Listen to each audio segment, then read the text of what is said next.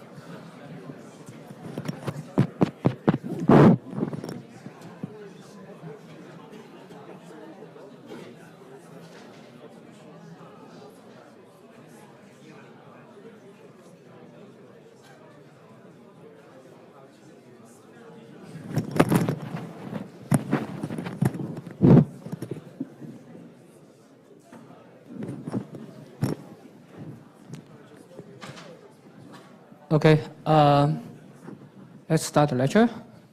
So this will be the last lecture before the break. Next week we have the Easter break. So we'll come back in 2 weeks. So last time we actually spent quite a lot of time dealing with linear algebras.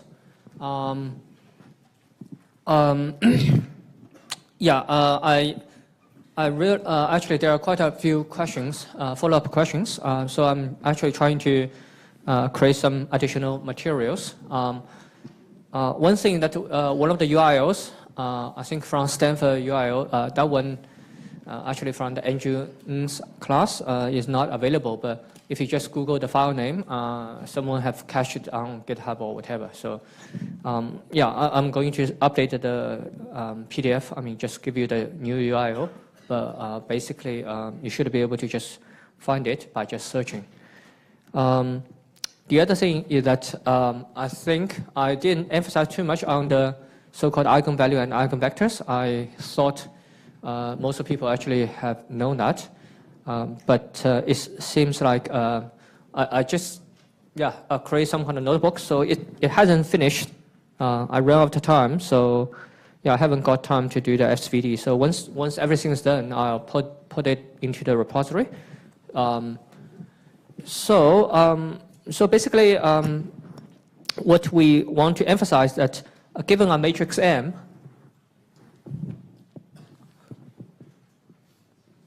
okay, given the matrix M, basically we should think, I mean, there are many ways to think about this M, especially when later we talk about classification or clustering.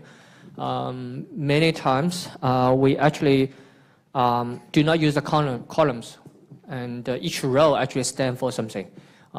Then we actually call it a data matrix. Again, this is a standard term from statistics. So in that particular case, if I say M is a data matrix, then each row actually represents a data point. Okay, so, but if in mathematics, purely taking from a mathematical point of view,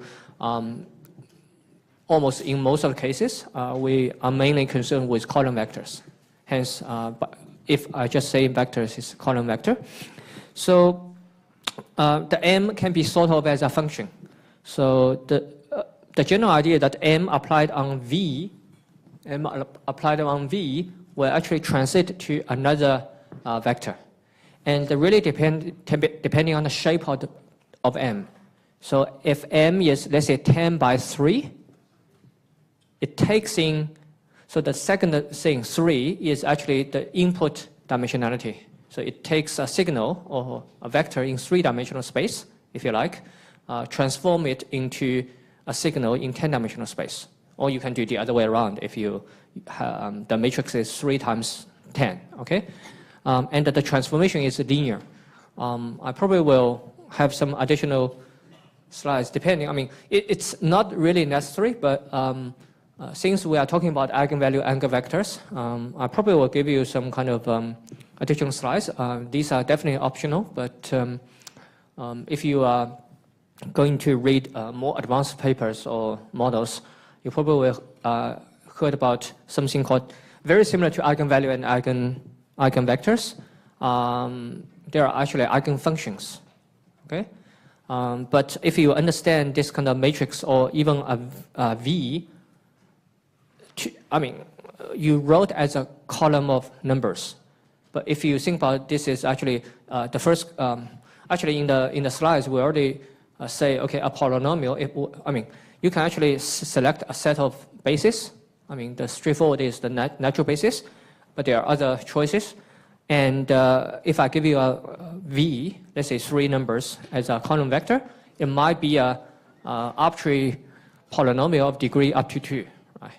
Okay, so in this case, you can think about if V is a function, essentially you apply some kind of special linear mapping. So we actually call M is a linear mapping applied on this function. And if the effect is actually lambda times the function, this is the special kind of V. If you treat V as a function, then it's actually called eigenfunction. Okay, so again, if it's the first time you heard about this, it's actually takes some time to wrap your heads around. But this actually shows, that's why I always try to, I mean, whenever you're in trouble, try to think about polynomials. It's the simplest object, which shows the power of linear algebra. It's not only dealing with geometric objects or just a bunch of data, or just like solving some kind of equations, set of equations. It actually can represent much more complex and useful things. Yeah, we probably won't talk about this, but another prominent example is PageRank.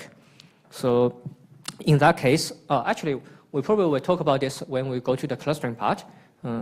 So basically, this V, which is a column vector, can be actually used to model, let's say, a distribution. Okay, a distribution over, a graph. Basically, when we go to the spectral clustering, essentially that's the important thing. Okay, and in that case, we just try to find the eigenvalues and the eigenvectors for a particular matrix derived from a particular graph, and then we actually can do clustering. So that just shows just very few application of eigenvalue and eigenvectors. And basically, whenever you think about any operation, and if the operation is linear,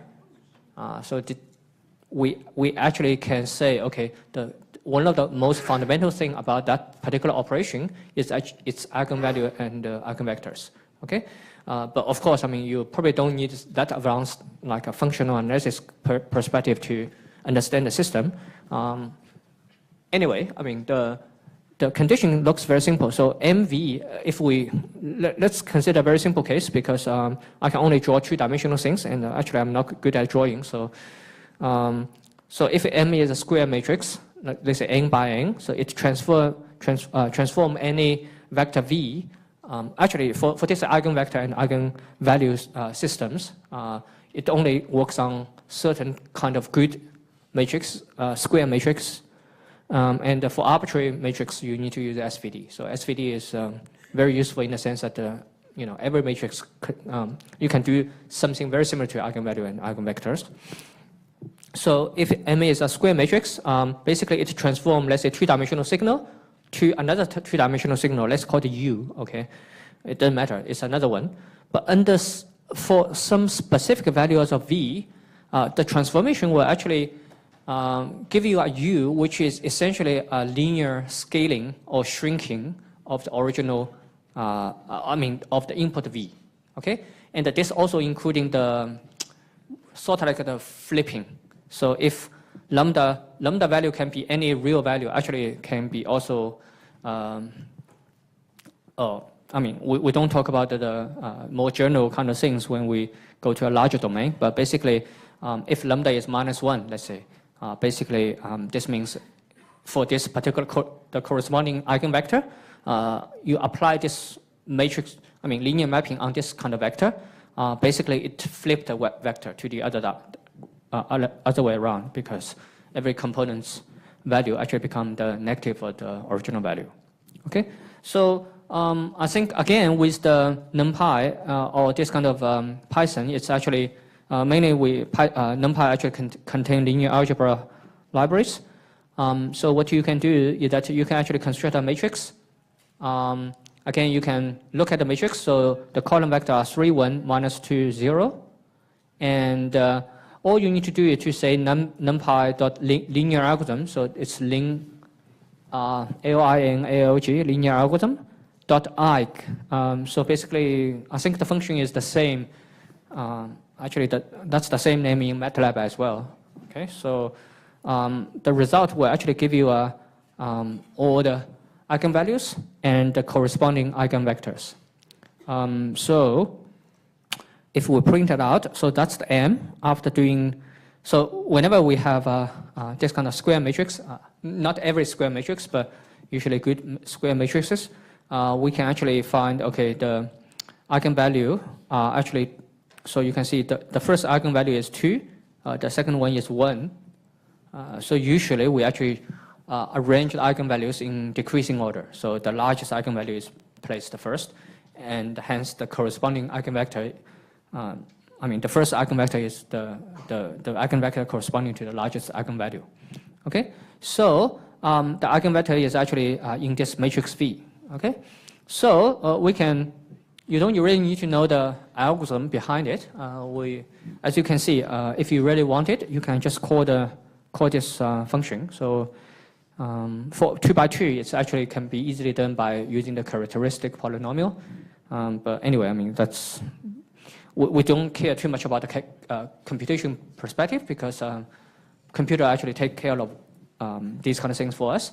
But we want you to concentrate more on the conceptual understanding of these kind of things. So we can actually see whether this is really true. So what we can do is that we can actually take the first eigenvector, which is the first column here, and I just try to, this is, haven't cleaned up. So basically, NumPy allows us to, if you have a scalar times this vector, basically every component, so basically it's as you expected, every component is actually increased by 3-fold. So what I do is that that's already the second one.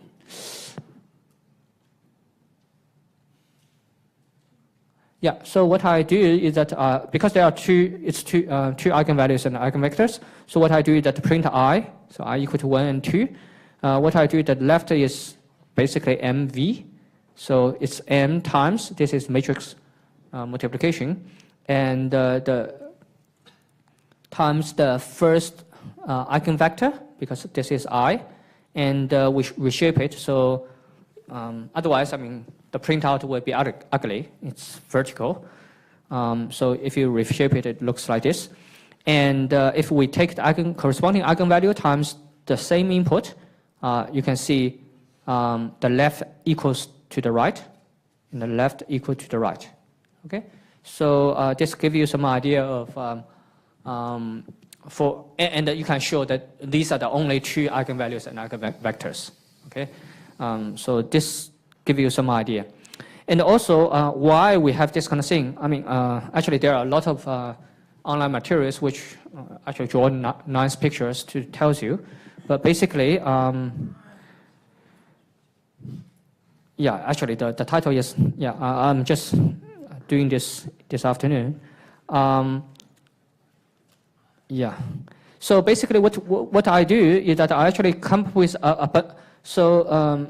so I use a loop trying to construct a matrix, I think called U2, where each column is actually a coordinates. So basically in the original space, it's called the original space, it looks like a regular grid. So in fact, you can actually you can actually really draw it as a grid, and this probably give you a better visualization.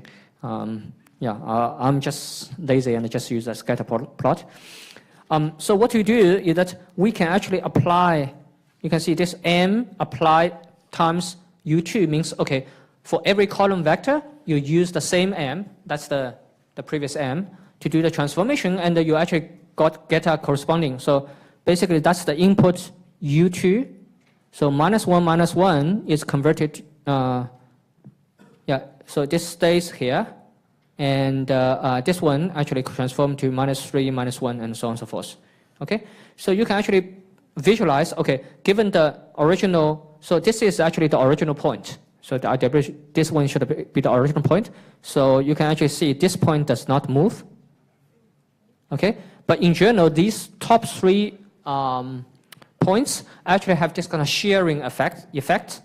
This is probably, again, you can actually view probably better in your screen if you can see the color. So basically you have the blue, this is kind of 9 points here, and the effect of doing this kind of matrix multiplication is actually to have a shearing effect and some kind of scaling, such that, okay, the top 3 points become the 3 red, crosses, and here, and so for these kind of things, they actually kind of move to the left. So yeah, it's not convenient for me to draw, but you can actually, if you draw the link or the grid, you can actually see the original, like very horizontal and vertical grid actually become almost like a sheared to this kind of slanted grid. And you can imagine that what will happen for all the coordinate systems. Okay, so that's a visual understanding of this kind of matrix impact. In fact, I mean, in this case, because it's 2 by 2, you can actually work out the, SVD and eigen decomposition will be similar.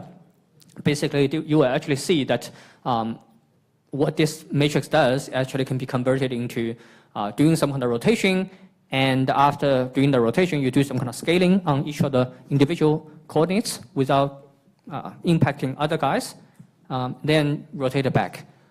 So anyway, I probably will complete the, make the notebook better, and then put it back into the repository. Okay. Yeah. So these kind of things, just to give you another perspective, trying to give you some kind of understanding of the what a matrix multiplication does. And just in case you are interested, some of you, if you come from the physics background or whatever, if you really work with some kind of tensor calculus, basically they actually emphasize more on the geometric aspects, and so this kind of geometric understanding will actually also be quite important. Okay, so what we are going to do today is that we actually try to finish this part, so that after the holiday we actually can talk about classification. So this part in general is actually pretty diverse. We actually talk about data preprocessing and cleaning, and it's really hard to place this part of contents because essentially we are going to talk about these 5 topics: data cleaning, integration, transformation, reduction, discretization, and the type conversion.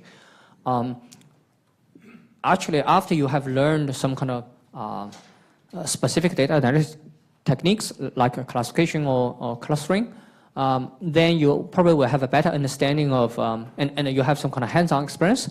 And if you come back, and you actually will see some of the things actually give you more, sort of like impact than the first time you actually encountered this. But anyway, this is more almost like a chicken and egg problem. So we actually probably just quickly go through them and just focus a little bit more on the binning algorithm because in the lab 2, the second question is related to that. So we actually will actually spend some time mainly talk about that. So I'll actually switch the orders slightly so that we make sure we finish that part first. Okay, but the first part is actually the motivation, why we need to preprocess the data. So not only here, but also in the textbook, or there are actually lots of online sources where they try to tell you that real data are dirty, and this is one thing. The second thing that especially you want to make something useful out of the data. Okay, not only just to make sure data is actually correct and in the good format, sometimes you want to do some kind of integration, you want to convert, let's say, for example, I think it's not mentioned here, but let's say if you have a multinational company, you really have sales data in different kind of currencies, you want to convert it into something like a US dollar or whatever, then you actually also need to do quite a lot of things. So I think these kind of things actually are fairly straightforward. Yeah, I'll probably just pick up a few things. The empty value is very common. You will actually see some examples when we actually try to use one software's sort of like an introduction video, trying to give you some kind of, because they run through some kind of hypothetical project, so you get some idea. But many of the things they talk about is actually so prevalent in many of the applications. There might be errors for text. For example, there are even more kinds of errors. In the past, we actually have a sort of like a mini lab asking you to clean some kind of data. I think the data is actually from the registrar of Texas states. They actually, all the architects need to register their personal information there, and it's public data. So we just download the data from there, and you can actually see that in the US, basically they have two kinds of postcodes. I think 5 digits and 5+4. But I mean, first of all, you actually see both of them actually appear in the database, and also some of the postcode are actually definitely not either 5 digits or 9 digits. Okay, and I think there are also occasions where the person actually lives in UK or in other countries. So basically, they actually, I think Canada or whatever. So basically, they actually input, the local postcode there. So just imagine, I mean, if the guy actually lives in Australia and the postcode there, it will be four digits, right? I think in Canada or UK, it's like a combination of numbers and the letters. Okay, so this is actually very common, and due to a lot of reasons, there is no checking against the format, and people actually just try to invent different kind of ways to do that. Okay. Another very common kind of thing is actually use numbers or use some kind of code. So another example I think I mentioned before is the gender. So some people prefer to use female. F stands for female and male for. Of course, there are other kind of genders, but let's focus on female and the males. There are also true or false, or other kind of 0, 1, or you can whatever have this kind of numbering system. And if the system has been designed many years ago, I mean, there might be even change to the encoding. What does this encoding means? But all the data are not necessarily changed. So whenever you want to do some kind of aggregation or even data mining or machine learning, if you don't change the, I mean, don't clean the data, then basically you are looking at the dirty data, and this will greatly mislead all the downward application. Okay, and there are incomplete data, noisy data, so on and so forth. So of course, I mean, the importance is of clean data and the quality data is really, I mean, self-explanatory. Just imagine if the textbook or the lecture slides contain critical technical errors, and it's so rampant, almost every page have errors. It's really questionable whether you can learn the real knowledge, I mean the correct knowledge, right? And but you thought you know it, okay? And in practice, this will create big problems. Okay, as we said, we'll go branch out to talk about different kind of things and different kind of tasks in major tasks in data preprocessing. But before that, we actually can quickly look at some kind of videos. And so let me switch to internal computer. And they actually talk about, so I'll just skip to some of the relevant parts.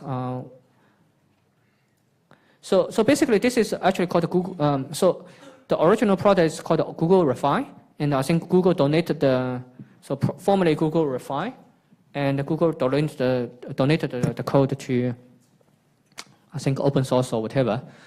So basically, it's called the Open Refine now, and as far as I know, it's actually widely used by so-called computational journalism. Okay. Anyway, there is a long story, but for example, recently you probably heard about quite a lot of negative news about Facebook, right? And even before that, I mean, one particular issue that there are actually a lot of fake news, right? And people can claim blah blah blah, all these kind of things, sometimes related to numbers. So at least there are actually some kind of research paper, so that actually I get some kind of information from reading those papers that people actually are thinking, okay, how can we help journalists trying to figure out whether to verify the facts, whether what some of the claims are correct or not, right? There are a lot of cases where if the journalist is not easily, cannot easily verify it true or not, true or false, and they just publish it, and it will actually have this kind of trickle-down effects of the communities. Okay, so basically this is designed to be quite easy to use, but you can actually see that there are a lot of problems that we are going to, we are not, actually this is only one of the tools. There are a bunch of other tools, and previously we actually used something called Cattle, I think. It's again, an open source data warehousing and data preprocessing. It's actually in the Pentahole, whatever, and business suite. But basically, many of the things are similar, but they have different kind of UI. They have different kind of features. So for enterprise versions, I think at least they can scale much better, and they can do parallel versions. They can integrate with internal schema and all these kind of advanced stuffs. But for simple things, you can actually, if you really want to do some kind of cleaning, this kind of Google Refine probably would be much better than rely on actually Excel or just very simple Python programming. Okay, so let's. Project like ProPublica's Dollars for Docs and say, wow, that's cool. They're putting together data from 7 different drug companies in order to discover which drug company paid which doctor to recommend their drugs. Nice. So you decide to dig up some public data yourself to do some data journalism on important social issues. Like, let's say you go to that government's IT dashboard and get data about projects that the government has contracted out to private companies. Download and open it in a spreadsheet program and check out the type of contract column. Firm fixed price. What could that possibly mean?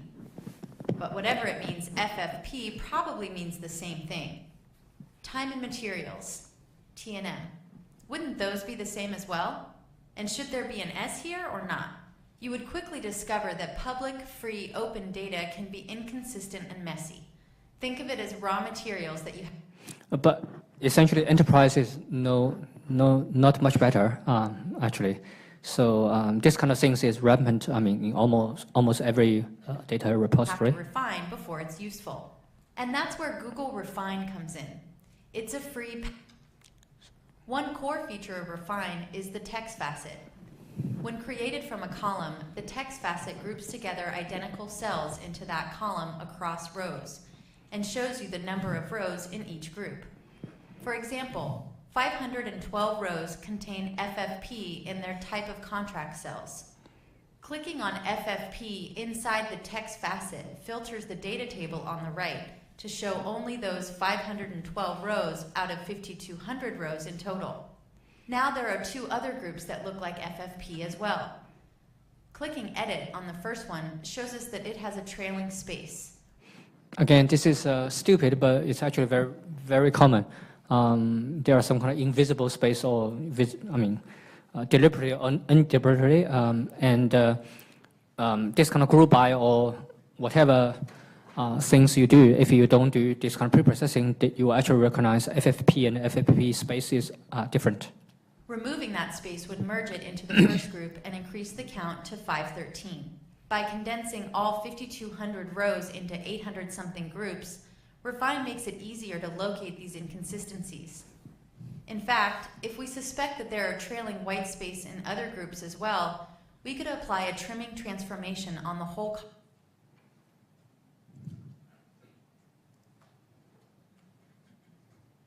column.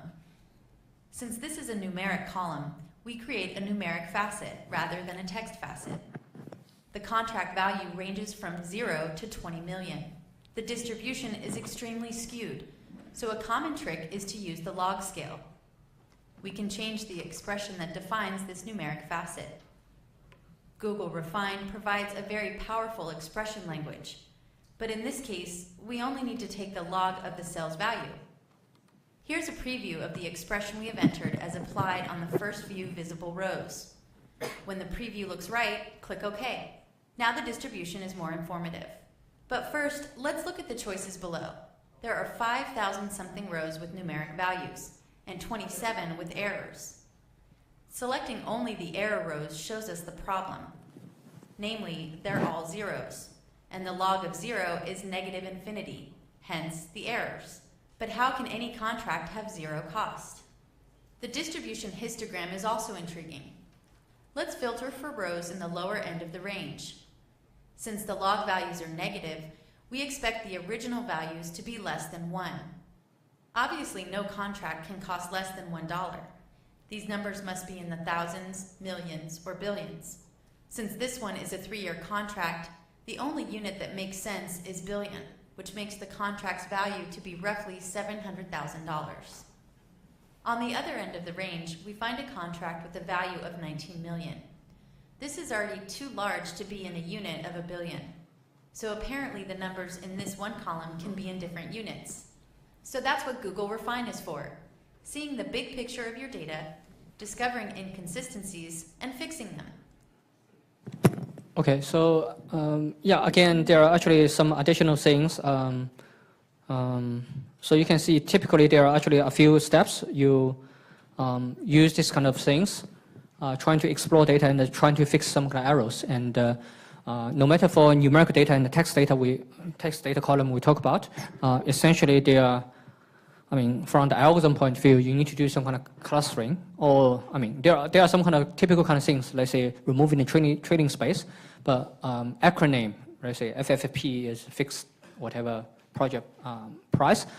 This kind of things is actually very domain specific, and you need to be able to recognize this kind of similarity. For humans, we can probably guess, okay, they probably match. Of course, if you have a user, you can actually consult them. But again, the point is that can you, automatically, identify these kind of possible similarities and try to group them together so that user can easily verify, okay, they are all the same, and you can actually use a standard way to represent all the different variations of the writings. Okay, so exploring the data, there are also other things where we want to remove some kind of things, or we want to change the format and so on forth. So they can also do the cleaning and the transformation, and more importantly, I probably So one of the things I think Welcome back to another result. You can do even more sophisticated things. So basically, they can actually call external. But also to show, say we have Where is it? Database. You can then retrieve. So for example, they want to filter out based on language, right? So what they do is that they actually call some kind of APIs. It's like a web service or whatever things, which can actually do. Let's say it's a machine learning based approach, trying to say, okay, this looks like Arabic, and this looks Chinese, and this is Japanese, and this is Vietnamese, I think. So basically, this is actually by linking to this kind of service, you can actually have additional columns, and this then you can actually do selection, or you can do all sorts of processing. And if you really want to do machine learning, you can. That's not the best example, but you can think about, okay, there are actually additional attributes, or later we actually call them features, that you can rely on if you want to build a model.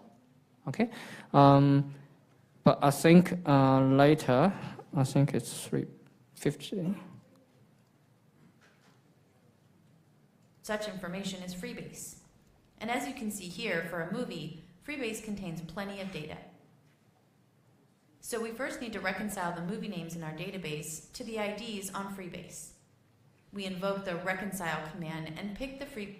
So basically, if you just imagine you have a list of columns which are all the films, you can think about these are the books, these are address. I think they use address as an example in somewhere in the video. So these there are actually ways that you can actually link to the public data. Let's say in this case, Freebase. Actually, our group are doing something related, sort of like a knowledge graph research. Basically, Google actually bought the Freebase, and basically they become some of the part of the foundation for their Google's knowledge graph as well.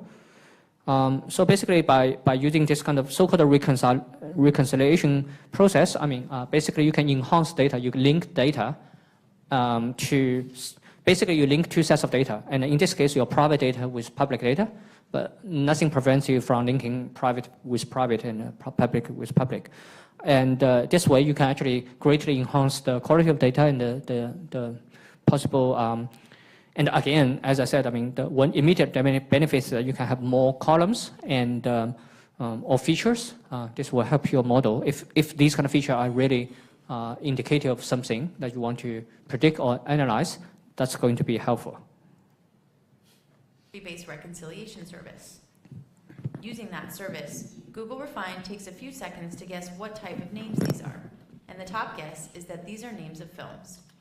Okay, so this probably looks very simple, but from a research point of view, it's actually, really depends on, because these are all names, and many of them actually appear as a field name, this probably would be easier. But if I give you a bunch of number, it could be telephone number, it could be some kind of serious ID or whatever. So basically, even for this example, you can see that there are actually, okay, this is also particular with the knowledge graph is that, or knowledge base is that knows too much, okay? If you do not know too much, sometimes it actually makes things easier. You just know, okay, I know this type or I don't know this type. For example, not only they have film, they also have award-nominated work, award-winning work, Netflix title, and so on and so forth. So you can see that, of course, many of the films are available in Netflix. So basically, could be a good candidate as well, right? So trying to determine which type. And not only just string type or numerical type, you want to resolve to some kind of specific semantics is actually non-trivial in the hard case. You really need some kind of algorithm to do that. But generally speaking, this is still okay because you have possibly you have a lot of values. The next task that they are going to talk about is trying to link each individual movie to a particular movie in a freebase. So basically, you will see that it's much more challenging, and actually even nowadays,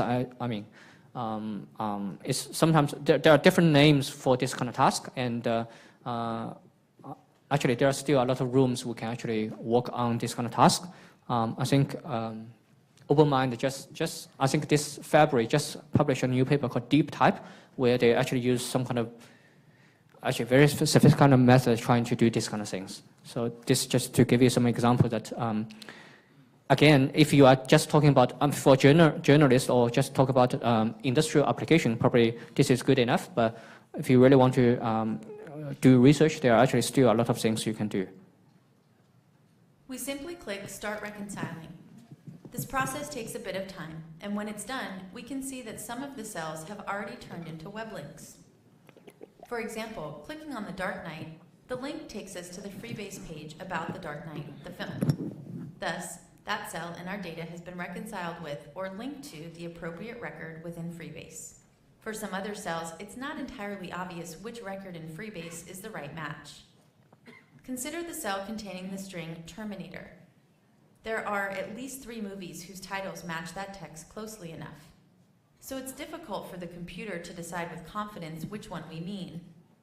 Say we mean the Terminator. Then we can click on the check mark in front of the first one to match it, and the cell turns into a web link. Next, consider Ocean's 11. This is ambiguous because there are 2 movies with that exact same name. The first one is a remake in 2001 with George Clooney, and the second one is the original in 1960. Yeah, so anyway, I won't go further down, but basically this shows that some kind of typical things you can do, and it's kind of related to our slides. Of course, we don't cover each and every task, and we don't really endorse these kind of tools, but just trying to show that many of the things are actually common there. Okay, so let's try to finish some of the simple things before we have a break. Let's switch back to the laptop.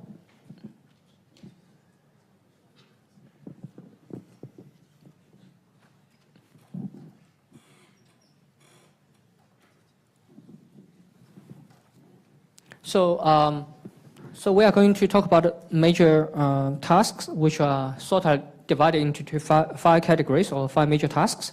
But later you will actually see some of the techniques actually can be thought of as transformation or can be thought of as cleaning or whatever thing. For example, if you have PCA, again, it's kind of related to SVD, but basically you can think about this as a data cleaning method. Because essentially it removes some kind of noise. You can also think about this as a data transformation method. Okay, so I just want to say that the categorization here is not absolute. And sometimes it's pointless to argue, okay, whether this is a data cleaning method or a transformation method.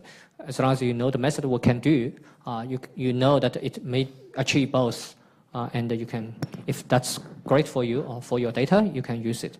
Okay, so we'll probably quickly talk about data cleaning because many of the things, the actual things, are really application dependent, and some of the methods are actually very simple. You actually can build some kind of machine learning models trying to resolve some kind of problems, but since we haven't talked about machine learning, so or this kind of classifications, so we probably just mentioned, at a very high level. So we talk about data cleaning. So again, it's kind of important, and there are some typical tasks. Almost like the first important thing is actually called the filling missing values. Okay. Later, when we go to the classification model in the notebook, it's actually notebook is already there, so you can actually see. I think that's the decision tree on the. I forgot which part it is. I think it's the decision tree part, the decision tree notebook. We actually use again we grab data from Bureau Meteorology in Sydney. So basically, these are the real data, and you will see that due to a lot of reasons, certain attributes might not have data. And anyway, we probably will talk about that. Actually, I made some notes in that notebook as well. So I think I remember it's something like participation. So maybe due to the holiday, nobody works there. So basically, nobody takes the measurement. But the next working day, they actually really look at the measurement. But it's like the accumulation over several days, right? So if you don't do any cleaning, you will actually see that the value here is definitely abnormal. And if something happened to happen, there, you might think, okay, this value strongly indicates some events, which is purely because of the artifact introduced by this kind of holiday period or whatever. Okay. So we talk about fitting missing values, identify outliers, and smoothing out the noisy data, and so on and so forth. So we go through one of the each task quickly. So missing data is actually quite common. There are a lot of reasons. Equipment malfunction is very common, and there might be some other human reasons, people not working on that time. And also there are a lot of errors. Some of the things could be due to conversion. Let's say if you insert some value, let's say if you, I think bulk loading some text value, CSV values, files to your database.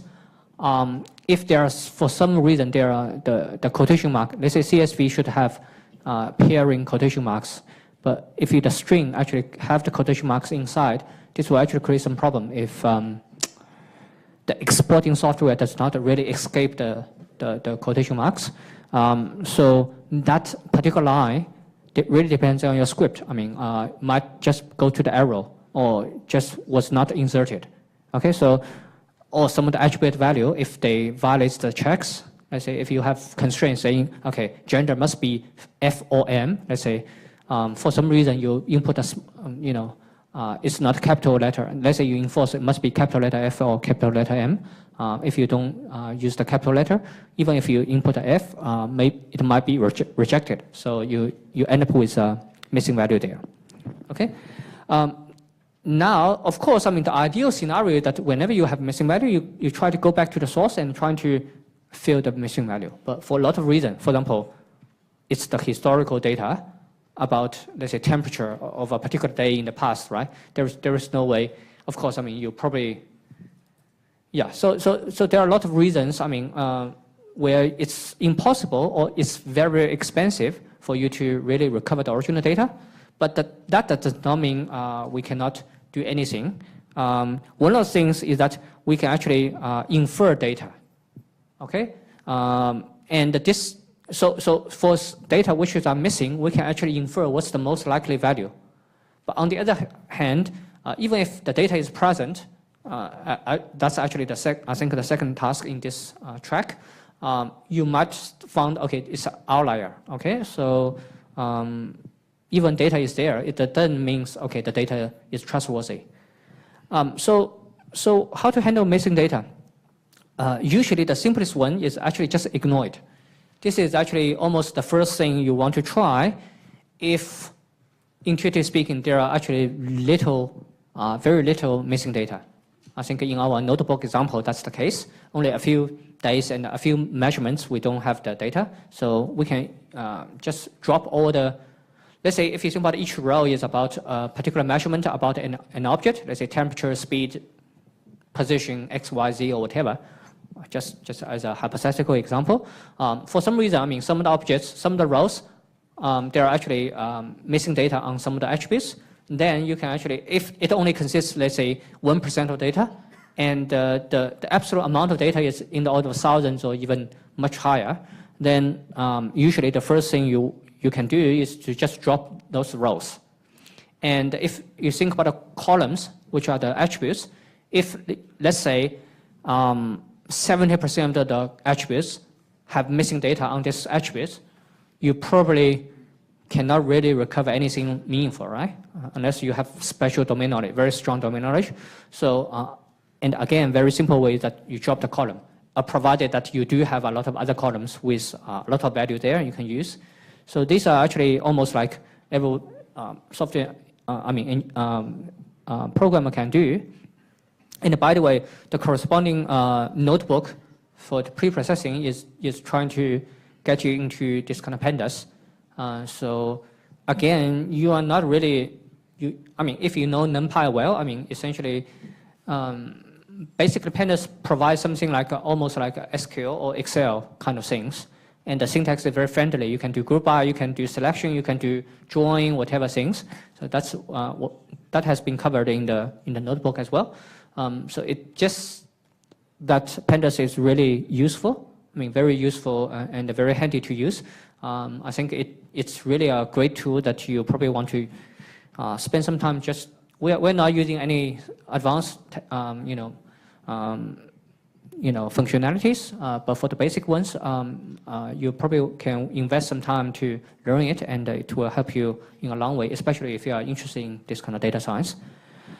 Okay, so dropping a column or dropping a row is very simple, very easy to do in pandas. Okay, so actually when we go to that notebook, you will actually see.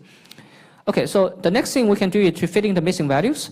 Again, it's manually, it's actually very hard. So manually, it's almost impossible. So we focus on the automatic solutions. Okay, so for automatic solutions, a very simple one is that we can actually say, we actually denote a new value, typically unknown or not applicable, just a special value, just to say, okay, this is actually something, just indicating this is something that we don't know. Okay. And another kind of things, especially for numerical attributes, right? If you think about temperature, so what you can do that if a particular one object do not have the temperature, the straightforward method that trying to take the average of all the temperatures, if you have thousands of other objects, and just use the mean, what's the average value, as the value there. Okay, and if you think about, there are some kind of argument in the sense that if all the objects belong to the same population, if you like, okay, you can think about the average value is actually trying to minimize the possible error. Essentially, it's actually minimizing the square error. If you because if the temperature of this object is not unknown, it can be any number. But if you just put the average of the whole population, in some sense, I mean, if you think every number is actually sort of like equally likely, in some sense, that's actually your best bet. Okay, but of course, if we know that if you have thousands of objects, but some of the objects are actually, let's say, you know that they are measurement taken in another place, let's say in another room, okay, or in another experimental settings, whatever. So you can actually do the averaging only over those objects of the same, we actually call it class, okay? Especially whenever, in many of the tasks, if you have so-called labels, we haven't talked about the classification yet, but intuitively, they means, okay, under certain criteria, they belong to the same type or class. And if I know, okay, this object belongs to the class, you can actually take the mean. Okay? So just to make this more concrete, you can think about you have someone called John, let's say John, and the age is 23, and let's say the profession is student, right? And the salary, let's say he or she works part-time, the salary is actually missing, right? So what you do is that, of course, you can use, just imagine this is the census data, so you have everybody, okay? And of course, you can use the average salary of all the Australian workers to fill in this missing value. Of course, because we know that he is actually a student, you probably can do much better by using the average income of students, right, to fill in this value, okay? But if you grow this idea further, you can see that he is not any student, right? He is a student that probably from the name, you know he is male, and his age is, let's say, 23. Okay, let's say if it's 25 or something, probably he or she, he is actually a PhD or a research student, right? Or maybe for some reason he started his study later. So maybe the average income might be higher than, let's say undergraduates or whatever. I mean, let's say if that's the domain knowledge. So the general idea that I can use all the available information trying to predict what's the most likely, okay? Or you can think about if you really have enough data, you can think about, okay, I know this doesn't matter, but male inferred from this name is actually more important. So you can actually get the average of the male within a particular age range, not necessarily only 25. If you know the university system, let's say, okay, 24, let's say 24 to 27 is actually postgrad or whatever. So you know that this is mainly actually postgrad, and this is student, and you can actually grab the, even using the average there will probably be, bring less error, right? So that's actually the idea called, I mean, if you further extend it, it's actually the so-called the most proper value, okay? You can actually learn a machine learning model based on all the other statistics, trying to infer what's the most likely value here. But again, we haven't talked about classification yet. So after we actually learn, let's say decision tree or whatever things, and then you come back, you can actually see in this very simple example, you probably can do something even better, okay? So for noisy data, again, there are different kind of reasons or type of noisy data. Some of the simple things, including duplicate records, it's actually very, very common. But in reality, what you see is that the duplicate records are not identical records. Okay, there are several things. I mean, they could be semantically the same. One very simple example is actually the trading space, if you think about it. Okay, that's one example. So for computer, these two strings are different. Okay, because the lengths are different. Okay, the fourth character or fifth character are different. But for humans, I mean, they are the same. You can argue this is a very simple case, but what about acronyms, right? I mean, it's widely used. Okay. For example, if you are not doing research, I can give you a conference name or whatever. I mean, the full name and the acronym. Of course, I mean, for humans, probably you can figure it out. But again, the lengths are totally different, and sometimes, I mean, it's not always the initial. I mean, for some strange reason, they can take some other letter combinations. So trying to find the duplicate records is actually very hard. And the other reason is that in reality, what you do is that you actually have, let's say, n records in R. Basically, you can think about this as two relational tables. And you have m records here. So potentially, every record here could be a near duplicates. We actually call them near duplicates because in most cases, they are not literally identical. So I cannot write it. But basically, if they are literally identical, it's very easy to find them. Okay? You don't really need to do the pairwise comparison. All you need is hash tables. Okay? I reckon you should be able to figure out how to do that. But for near duplicates, I mean, potentially you need to compare each record here with each record here. Okay? And the comparison is actually in this order. And then you need to have the cost of comparison. So sometimes if the comparison is a simple function, let's say string length or whatever things, probably it's easier. But for example, something more complex called edit distance, which measures, they allow some kind of typos, basically some strings inserted in the middle or deleted. And this kind of just trying to do the comparison here, because you need to compute the edit distance, in general, it's going to be, again, in the very worst case, it's going to be this quantity. So L is the length of the strings or length of the record. Okay, so just look at the complexity term, it's going to be very complex. And not to mention that there are, here, you can actually use a machine learning model, and really depending on the model computation. For example, if you use SVM, the complexity is directly proportional to the number of supported vectors. Okay, for large data set, it actually grows quite a lot. So basically, it's going to be very expensive. So in reality, even this problem at the industrial scale is actually still not well solved. Okay, there are still a lot of things you can do. Not to mention, okay, there are incomplete data, there are inconsistent data. So if you know, even if you found, okay, this one is a near duplicate of this one, But what if let's say one source says, okay, the paper is published in 2007, and the other one say, okay, the paper was published in 2008. Okay, for example, in my discipline, there is so basically it's very due to historical reasons, we actually have a journal style conference.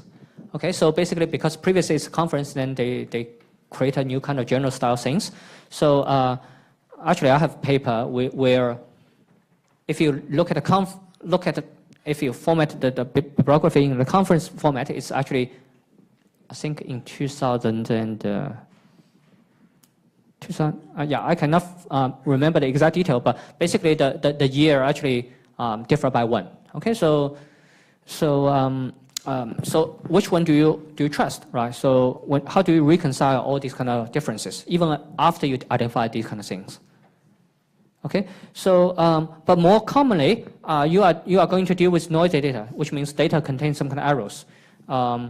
Of course, there are errors where it's called an outlier. So very commonly, I think we already mentioned that in the project, in the Google Refines video, the project budget, okay, sometimes, I mean, 1.0 could be 1.0 million rather than $1.0, okay? This is very common. Another common thing is, I think, called fat finger syndrome, where when you enter the decimal point or enter the zero, you actually enter one more zero or enter decimal point in the wrong position, right? So basically, the value actually is incorrect. Not to mention typos, which are, especially with handheld device on your phones, right?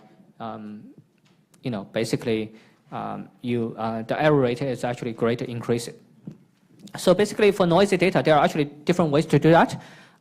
Again, we have clustering, we have regression.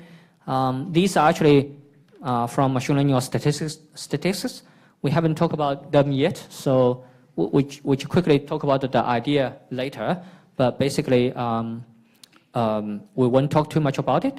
So there is also the binning method, but because binning method, we want to binning method can be both used to handle noisy data, but also can be viewed as converting data from numerical type into some kind of categorical type.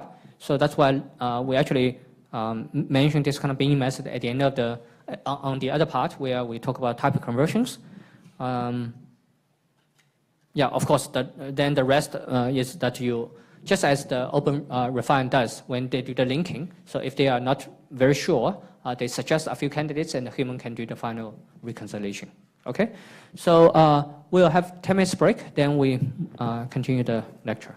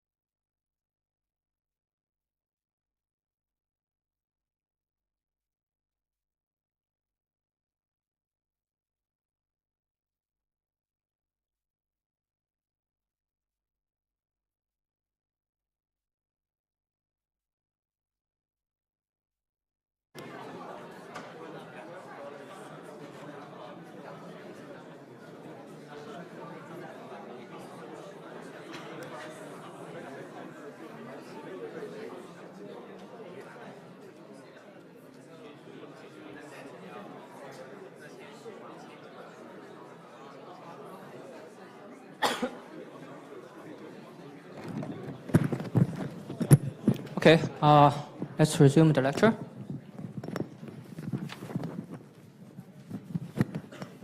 Okay, so I'll probably go very fast. So basically, regression, I guess anyone who have done physics or chemistry, especially doing some kind of experimentation, you are given some kind of plotting paper. You can actually, it could be log plot or just normal plot, and you control your x, and you actually plot your y, and then based on the formula, you are expected to get a straight line, but in reality, I mean, you probably have something, around the line. So regression actually will say, okay, just assume, okay, you do have some kind of noise there, and typically noise actually, if you do not have any prior, knowledge due to the rule of large numbers. So basically, we usually model them as Gaussian noise. So Gaussian noise actually corresponding to the MSE. So basically, some kind of loss function used in the regression. So the general idea that once you do the regression, even if this can be used for filling missing value as well, but you can also correct some kind of values. You actually say, okay, instead of using, the raw observed value, actually based on the raw observed values, I actually create some kind of model which interpolate, okay, the observations, and then move all the observed data to the predicted value by the model. That's the general idea. So of course, the most fundamental one is a linear regression, but you can actually do different kind of, let's say, polynomial regression as well, okay, or spline, whatever. There are different kinds of ways to do regressions. I probably will quickly talk about integration and the transformation. That's another task. Actually, data integration is a very difficult task. Okay. I think especially in the industry, people actually, there is at least a significant market where people actually create different kind of data integration softwares. So one of the typical problems is that, especially we are talking about relational data, we actually have schema, and each schema actually usually are related to associated with certain kind of semantics. Okay, if you think about the reason we come up with a relational schema is that we actually have an ER diagram. Assuming that you start from the right approach, ER diagram, and then based on the constraints, you actually map to different kind of tables.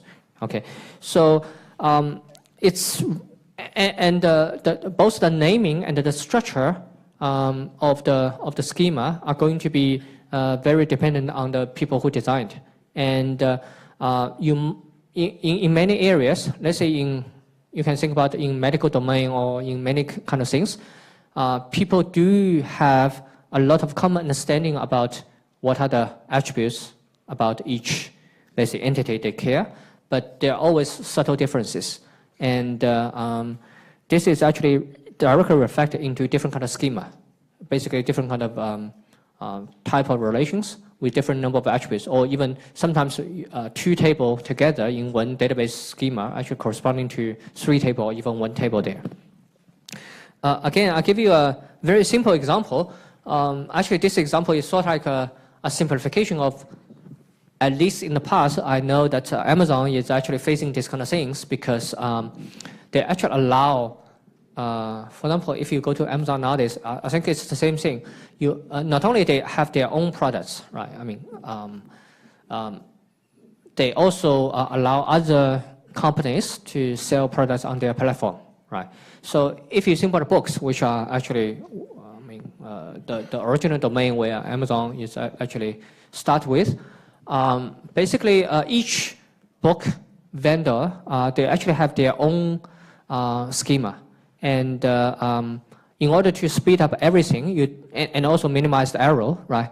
You don't want to create order on the vendor's side manually by calling them or filling a form or whatever. So basically, there are some kind of electronic document exchange standard, so that whenever Amazon receives some kind of order, they actually look into the warehouse, right? If they do have some copies, they actually,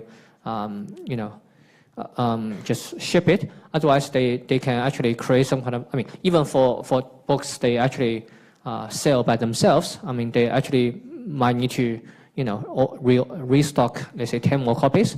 And not to mention that if, it allows some other, let's say, publishers to directly have some kind of presence in their platform. So basically what they are doing that they have some kind of internal schema about the book. Okay, they might think, okay, a book should have one or more than one authors, and so on and so forth. Should have ISBN. I think ISBN actually have two versions, 10 digits and 13 digits.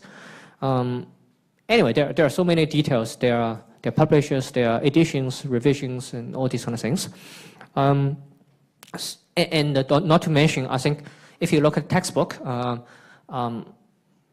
there might be versions which are solely sold in US, and there are actually international versions, and maybe there is a version specific to be sold in, let's say, Africa or in Asia or whatever.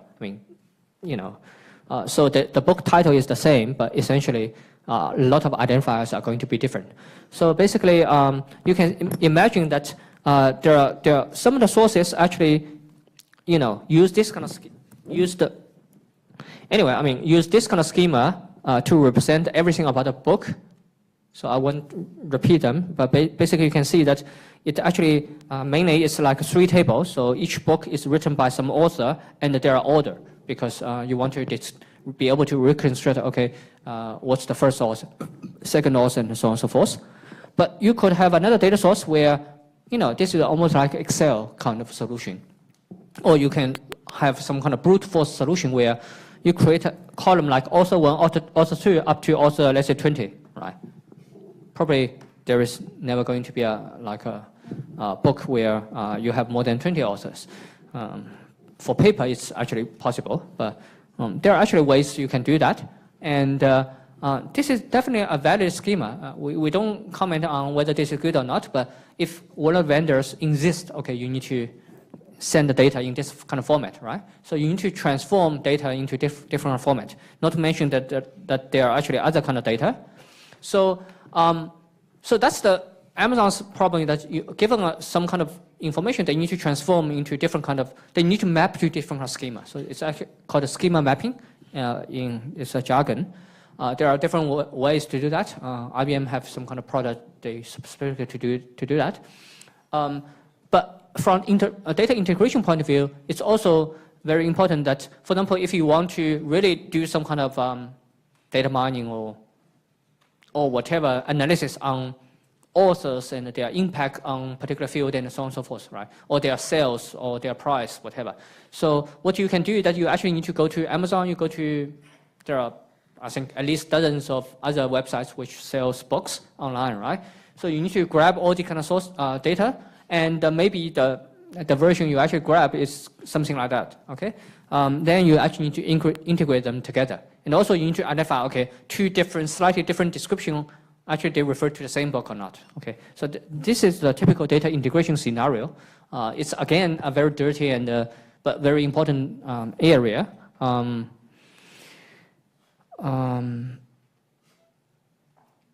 So the other thing, it's actually talked about in the data redundancy, but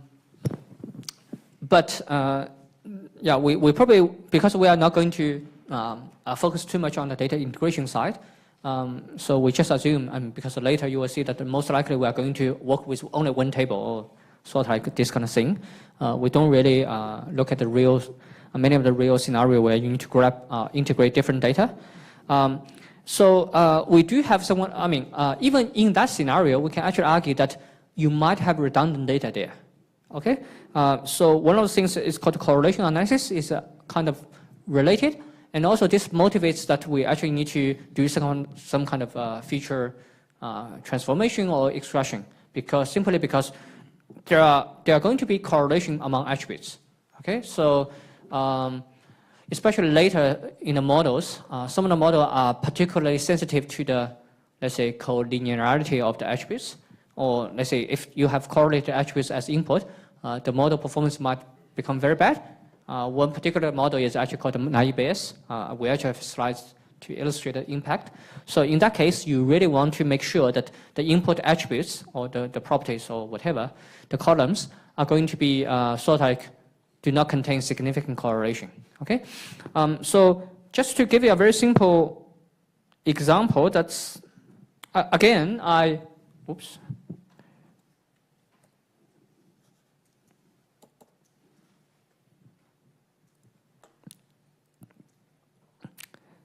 So again, I forgot where I got this. I think this is a sample, whatever, small, it's called a video store, whatever things. So you can see that, again, it could be a hypothetical data, but you can see that you have customer, gender, income, age, rental, average per visit, incidentals, genre, so on and so forth, right? It looks like a typical data you expect from income, right? From a rental, video rental store, right? Okay, so it looks like every attribute makes perfect sense, right? But correlation means, okay, for example, if you think, I mean, this is very typical. Age and income definitely are kind of correlated, right? Because you do expect, okay, if, let's say for young people, let's say 21, the income is something like this. And, okay, this is an exception, but yeah, 46 is like this or something like that. But you would expect, right, roughly speaking, I mean, at least as a statistical trend, I mean, the income and age are positively correlated. Of course, I mean, it really depends on how much correlation are there. I mean, if it's strongly correlated, I mean, there are statistical methods to measure the correlation, degree of correlations. If it's, let's say, 0.7 or above, it's actually quite strongly correlated. Then it means, okay, at least you have the choice to only use one of them, right? Okay, so this is some of the examples that also, if you think about if you have income, right? If the income is very, very high, you might, again, I'm not just saying that this is the case in this data set. I just use this schema of the data set to motivate. Okay, if you think about if your income is high, then it's likely that the number of times you actually borrow the VCDs or DVDs, whatever, is high. Okay, that's in the old days where you don't watch whatever things online, right? But of course, it could be the other way around. Okay, maybe if the person is actually really have a high income, he or she does not have much time watching movies, right? So you never know. It could be positive correlation or negative correlation, and it's domain dependent, right? I mean, if it's video game or it's let's say food or whatever, I mean, the correlation is going to be different. So for each data set, you actually, even if with the same schema, you might, you really need to look at whether there are redundancy within the data. Okay, so that's to give you some kind of examples. Okay, so I think I will quickly, for the transformations, I will quickly, I think I will skip them because these are actually very straightforward. Basically, for example, in the clustering part, as I mentioned, we are going to measure the similarity or dissimilarity between two objects. And usually we represent the objects with a set of features or their properties, which many of them are actually numerical values. Let's say your height, your weight, your whatever, let's say weighing score or whatever. So presumably if two persons have the same, or I mean the similarity between all the kind of descriptive attributes are going to be high, then two objects are likely to be similar, and hence in the clustering you actually can put them into the same cluster. So that's the basic idea. But before you do that, many of the similarity aggregation algorithms are sensitive to the weight placed on each and every attribute. So you, for a lot of reasons, you want to make sure the attribute value fits into a sort of like, unless you have prior knowledge, otherwise you want to put it into a small range. I mean, everybody have sort of have a large probability of staying within the same range. So there are different kind of ways that, for example, if you use the min-max normalization, typically you normalize everything such that the maximum value is 1, let's say, the minimum value is 0 or minus 1. Really, actually, any number can be used. So it's called a min-max scalar. Okay, this is actually in scikit-learn. That's the package we are going to use in machine learning part. So you don't really need to encode by yourself. The only thing I just want to say that scikit-learn do have something called a standard scaler. This is actually very widely used. Usually this kind of, if you don't have any knowledge, probably this so-called z-score normalization, but basically it's a standard scalar is actually can be used as the first choice. But basically, technically speaking, the result is actually slightly different from other packages. For example, MATLAB, because scikit-learn actually use biased variance estimates. This is actually related to how you estimate the standard deviation. You need to use the denominator. Actually, if you use n versus n minus 1, one is actually biased, the other is unbiased. But I think, yeah, this is mainly because scikit-learn, I think, if I remember correctly, scikit-learn just use NumPy. And NumPy do allow you to choose different kind of ways to estimate the variance, but the default one is actually a biased version. So if you are coming from a statistical background, that's actually not very good because at least historically speaking, the problem set statistic people facing is actually pretty small. For example, you have some experiment or you collect some samples of birds or whatever, you only have hundreds of thousands. Thousands is actually already pretty good. Sometimes you only have a couple of them, dozens of examples. So basically, if you have a biased variance estimator, that's going to introduce a little bit bias into your model because it's divided by n or divided by n minus 1. Okay, but in practice, if you're really facing large enough data, let's say you have thousands of data or even more, actually you can see the numerical difference will be so tiny that almost in practice you don't really need to worry too much. Okay, so these are just in case because in notebook you probably will want to use thousands of data, right? You just use 3 or 4. And if you use some other library, then the results will actually be slightly different from the one computed by scikit-learn. Okay, but anyway, that's okay. I'll come to the reduction later because just to show you some interesting things. We actually move on to this part. So another task in the pre-processing that we need to convert different data types, okay? And I think we'll focus on discretization, or if we have time, we talk about KDEs. Okay, so typically we think all the attributes, later we actually call features, actually belong to the following 3 major types.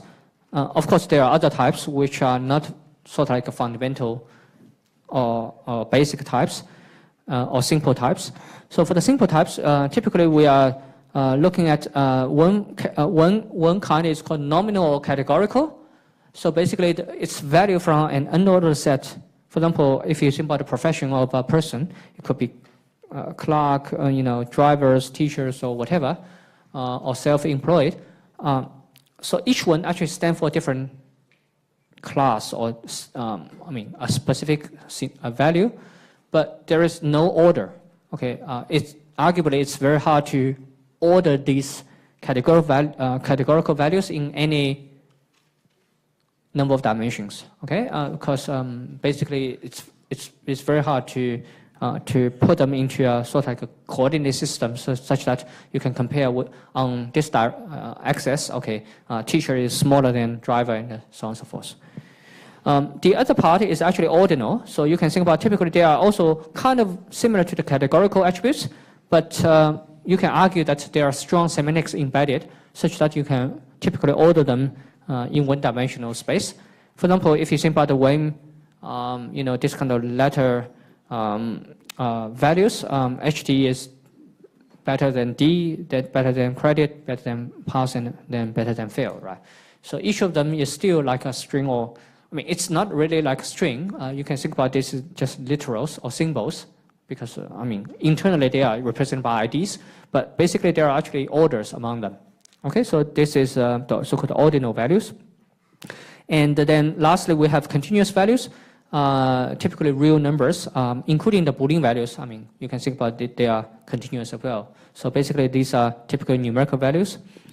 There are other kind of things. For example, you can have an object which is an image, okay, or waveform of audio recordings, so on and so forth, right? So if you have this kind of things, you sometimes you want to convert between different types. So here we focus on continuous values to discrete values. So this is actually, there are many reasons why we need to do that. Actually, one of the methods is called binning, and we already talked about binning in the context of removing noises. Okay, but there are other reasons why we need to do this. Again, as I said, we haven't talked about machine learning methods, but some of the machine learning methods actually only work with discrete value data. For example, the first version of decision trees we are going to talk about called ID3. They actually can only work with discrete valued attributes. Okay, so if you really have a salary, which is a continuous value or whatever, or weight, whatever, you need to convert it into categorical values. Okay, and also whenever you reduce them into discrete values, typically, let's say binning, whatever. Let's say you bin all the income into 3 categories. Let's say high income, middle income, and low income. You only need to use 2 bits, right? If you really want to save space. So in the past, this is really important. And even nowadays, I mean, if you really deal with large amount of data, I mean, this is also an important factor you need to consider. So if you do these kind of things, I mean, you can fit the model fit the entire data in the memory, and you don't really need to look for advanced method where they can scale with very large amount of data. Okay. The other way around is that if we have discrete values, can we actually convert them into continuous values? And there are actually a bunch of ways to do that. If we don't have, I mean, I just list them here because this gives you some kind of perspective. Actually, you can do that. There are actually different views or models to do that. But if we have time, we'll quickly go through some of them. Okay, so we focus on the discretization, which converts continuous values into discrete values. So we actually have these kind of methods. You will have binning method that we are going to talk about in more detail. And clustering, when we learn the clustering, you can actually use this kind of method. And also there are so-called entropy-based discretization as well. So we first look at the simplest one. It's called binning. The binning is actually very, very common. So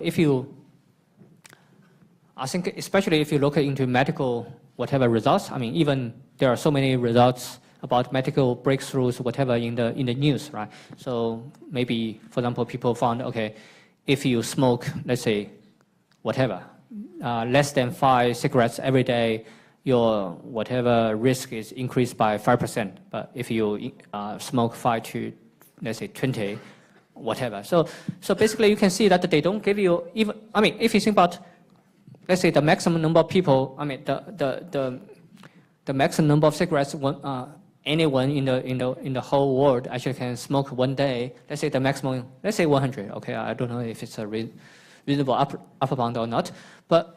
Basically, it's a continuous value. So again, continuous means a numerical value, right? But typically, when you do the research, for a lot of reasons, probably you never have. I mean, for these kind of things, you probably collect thousands of, or maybe thousands. I mean, it's typically already pretty large for many of the medical research. I mean, they can do nowadays. I mean, people are actually trying to do even larger scale. But basically, you even with thousands of people, you might find there are still possibilities that you found that nobody actually smoke exactly, let's say, 12 cigarettes every day. Okay, it's possible, right? So basically, that's actually one of the reasons that you don't really want to say, okay, if you smoke 12 cigarettes, okay, what's the increase of risk? If you smoke 13, what's the increase of risk? There are one very simple reason that maybe there are actually plenty of data that you can actually conclude statistically in a statistical significant way that the risk increased by, let's say, 50%. But for 12, there are only 1 or 0 people actually smoke 12. And if this person dies, the risk is almost like 100%, right? I mean, if you don't use the statistical way to think about it. I mean, the empirical thing is like it's really bad. You should smoke one more maybe. It reduces the risk a lot, right? So you cannot interpret it this way. But you see the difficulty that there are a lot of reasons we want to bin a larger number of continuous values into smaller values. Okay, a smaller number of bins where each bin actually have a set of values. And usually this kind of value is continuous. So in the sense that we don't want to say, okay, I have a bin where, let's say, the number of cigarettes you smoke. I don't want to create a bin where the first bin actually says, if you smoke 1, 5, 9, whatever, modify equal to 1, then you put it in the first bin. And if you smoke 2, 6, right, 10, whatever, you put it in the second bin. It's going to be, usually it doesn't make any sense, right? So usually the bin is actually continuous also. So you probably, so that's why the whole thing is that the essence of the problem is that you actually, let's say from 0 to 10, let's say I use a smaller example. If you want to group them into 3 bins, essentially your choice is actually 2 boundary values, right? If you choose this value to be 3, then usually 0 to 3 is in the first bin, and anything from 3 to, let's say this is 8, is in the second bin, and 8 to 10 is in the third bin, right? So everybody understands this scheme. So the only thing you can do, if I fix the number of bins, let's say number of bins equal to 3, is actually you can choose any 2 values. And then this gives you a valid binning scheme. Okay, so there are different algorithm choices in choosing the bin boundaries. So the 2 very naive ones are actually called equal width and equal depth. So equal width says, okay, if I have, okay, I'm making my life harder. So we probably temporarily change this one into 2 bins. Okay, it's easier. 2 bins is too simple. So let's say this is, okay, let's say from 1 to 9, okay? So remove this one, but you get the idea. So if the domain value is actually from 1 to 9, and still the number of bins is 3, okay? So the equal width says, okay, I don't even need to look at data, okay? I just say, okay, because the minimum value is 1, maximum value is 9, there are 9 values in between. So actually make my bin cut such that 1 to 3 goes here, then 4 to 4, 5, 6 here, and 7 to 9 into the third bin, right? Okay, so in this case, you are actually making a cut on 3 because this is, actually you are making a cut on 4. So basically it's 1 included, but smaller than 4. And the other one is actually 7. So you are actually choosing 2 points, which is 4 and 7, such that the number of values, the possible number of values within each bin is the same.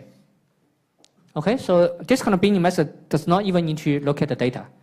So you will actually see that it's possible that once you see the data is always in the first bin or the third bin, but nothing is in the middle, right? It's entirely possible because you choose the bin boundary before you ever see the data. So a much better way is the so-called equal depth. Equal depth means, okay, I don't limit my, I mean, you don't impose the constraint that bin should be equal size. Rather, I would like to have the constraint that the number of points falling into each bin should approximately be the same. So, yeah, I think are there any example? Okay, so this is actually very simple. So it has nothing to do with the minimum and the maximum values. If you have, let's say, a value, let's say 1, 7, 3, 9, 11, 21. I just randomly write some number, right? If again you want the number of bin equal to 3, so what do? You want to partition all these, you want to create 3 bins such that all these 6 numbers actually fall into 3 bins. And in this case, each bin should have two numbers, right? And of course, I mean, in almost most of the cases, you want the value in the bin to be continuous. You don't want something in the middle to belong to another bin. So what you do is that you actually do the sorting, right? In Python, it's just sorted. This array, you actually have 1, 3, 7, 9, 11, 12, 21, right? Once you got sorted, then you work out how many items should be in each bin. It should be 2. So what you do is that put the first 2 in one bin, next to one bin, the last 2 in the third bin, right? So all you need to do is to do a sorting, okay? Of course, I mean, you can ask, what if I have one more item? So again, it's not a big deal. I mean, typically, you can choose which bin to put, yeah. What does these outliers may dominate presentation mean? Outlier, where? In the third bullet point. Oh. They dominate the presentation. Yeah, okay, I see. This is because, okay, just imagine that 99.9% of people actually smoke between 0 to, let's say, 20 cigarettes per day, but just from the Disney, oh no, not Disney, the world record, basically, you actually found, okay, the record keeper actually smoked, let's say, 100. So you actually, most of the data is within this range, but you actually have one sample where the number is really 100. You know, many people actually see him actually smoke 100 cigarettes, right? So that's true. So if you want to do the equal binning, let's say 0 to 100, and let's say if you want to put them into 10 bins to make it simple, you probably would choose 10, 20. I mean, this kind of equal width binning will choose the usual, right, up to here. Then you will see that any bin between 20 to 30, so basically a lot of bins actually have no data. Okay, this means, this is because the outlier, in this case, you can think about this is the outlier, dominates the presentation because it actually creates a lot of unnecessary bins. Okay, if you think about income, that's another thing, right? You have people who is very, very poor. If you really look at the countrywide, as long as it's a large enough sample size, you do have billionaires where the wealth is just a big number, right? Yeah. And to identify outliers, so equal width is better than equal depth? Okay, if you have outliers, definitely equal depth will be much, much better. Depth, yeah, the second one. So usually, as you imagine, the first model we talk about is usually the first one, and it's probably simpler to understand, but it's probably not as good as the next one. So usually we try to come up with better method to replace the original one. Okay, so these two actually are still very, very simple. Why? Because we just try, for example, in this kind of case, we just deliberately put all these kind of things into equal numbers. That's actually our prior bias. So you can think about this mod, okay, because we haven't talked about machine learning yet, but a very important thing that we won't talk too much is that not only machine learning model, but statistical model also something like this, okay. Actually, one famous kind of quote is that every model is wrong, but some models are useful, okay? But you can imagine that every model actually impose some kind of specific view of the data. Because the model actually assume, for example, we assume, okay, the observed data is the real data plus some kind of Gaussian noise. But I can also assume the observed data is in your experiment, let's say if you do some kind of physical experiment, is actually the real data plus some Laplacian noise or, let's say, other type of noise. Okay? So you cannot say which one is correct, but under each view, you actually can explain certain things. And this kind of explanation have certain degrees of, giving you corresponding to the future data or, giving you some kind of model of fits. So these kind of models each have different kind of bias. This is something kind of model bias. So this one actually says, I think, a good bin should have, a good bin partition scheme should end up with bins where the bin boundary, like the bin length, should be approximately the same. So that's his, model bias. The second one says, okay, I think the ideal binning system should result in bins such that each bin has similar amount of points, right? That's, if you agree with these kind of things, then that's actually the best thing you can do, the equal depths. But you can easily come up with examples where equal depth is really, really bad. What about I give you, let's say 1, 17, 18, 100. Right.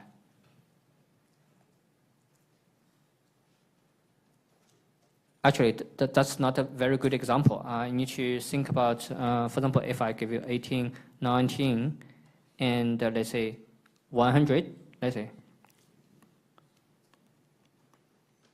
Yeah, I cannot remove this. So, why? Anyway, if I give you 1, 17, 18, 19, let's say 1 million plus 2, right?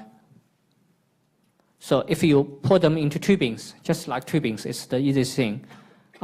Basically, the equal binning will actually say, that's my binning system, right?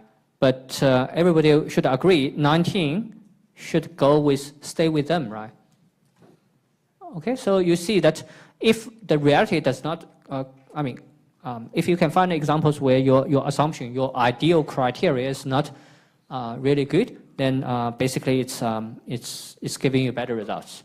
So the question is that, can we find a better criteria? Once we know the criteria, right, then it's probably easier for us to, sometimes it's much easier for us to come up with the actual algorithm to do that.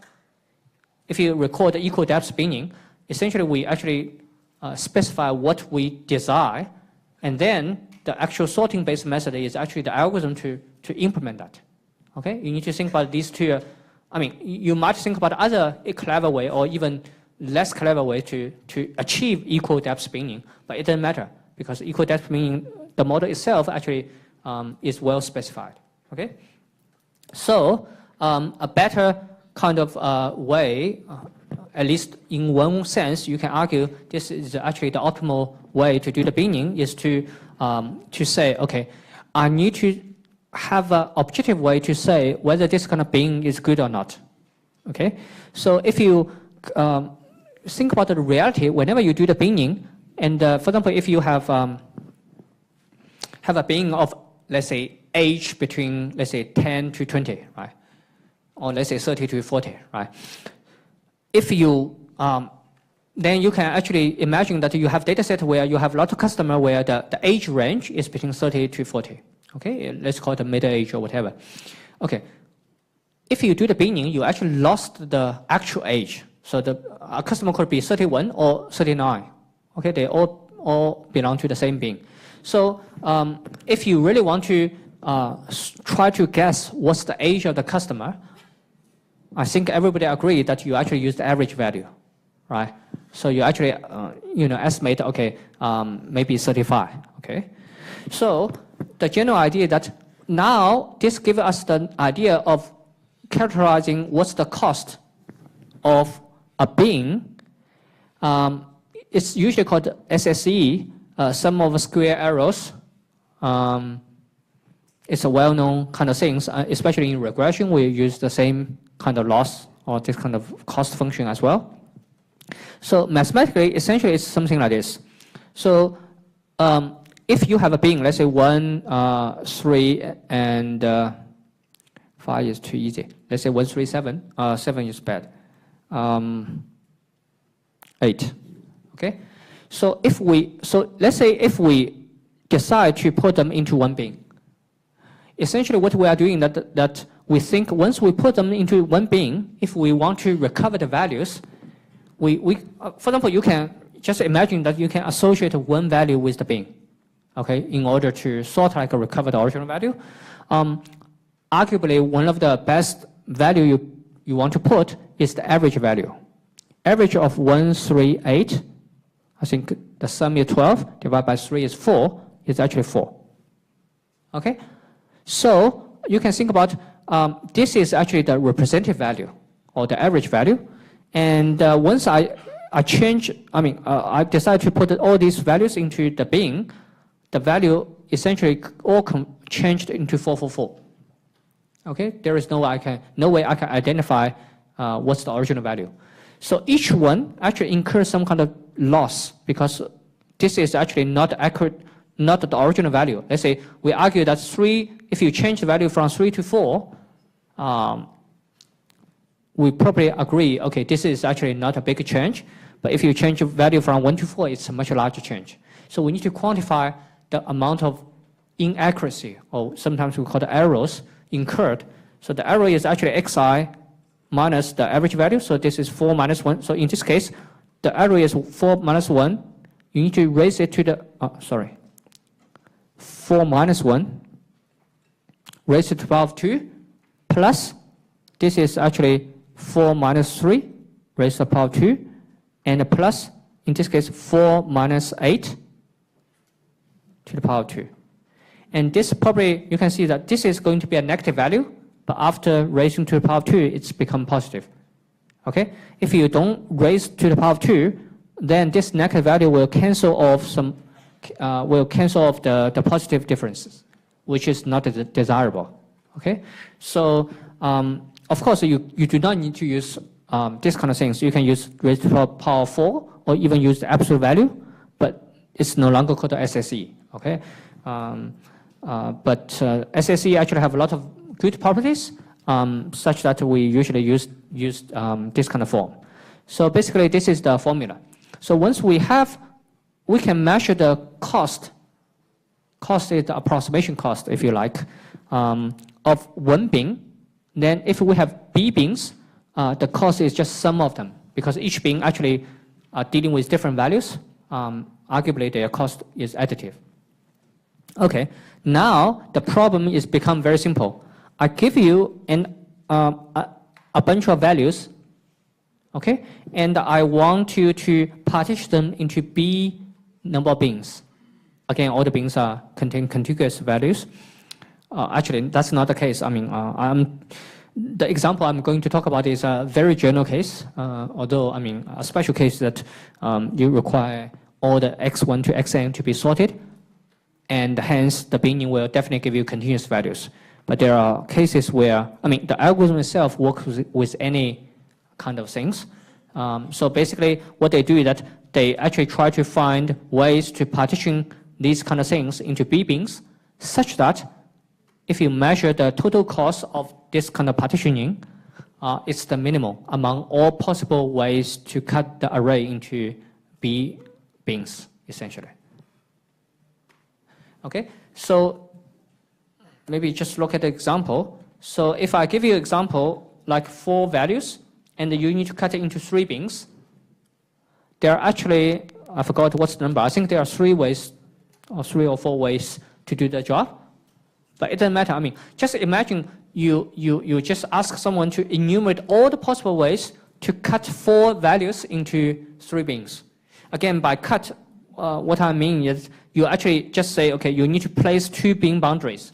Because in order to place 3 bins, you need to place a boundary here, says, okay, anything before that is 1 bin, and until the next boundary, everything is actually another bin, and so on and so forth. Right? So all you can do is actually to place bin boundaries. And basically, it equates to, this is 1 candidate position, 1 candidate position, 1 candidate position, right? It doesn't make any sense to place a boundary at the beginning, right? Okay, because you can imagine that it doesn't give you any non-empty bins. So these are the only 3 positions, and you need to choose 2 of them. So basically, it's 3 choose 2, right? So there should be 3 ways to do the job.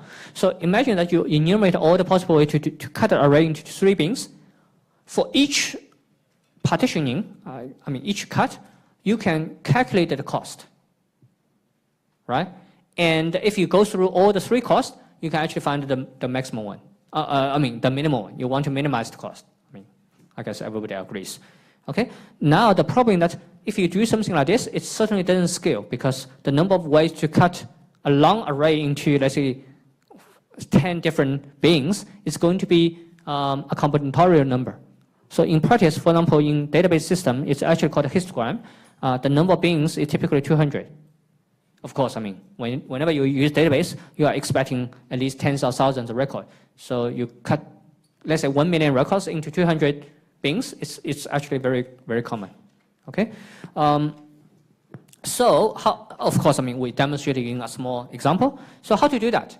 So what we are going to do is that we introduce a algorithm. We first introduce a very simple algorithm based on recursion.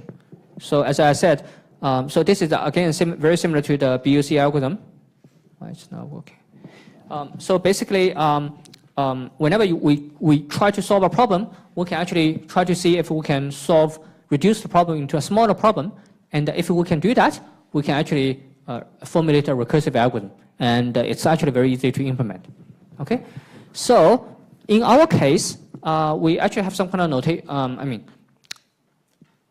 the way we actually do the reduction is something here.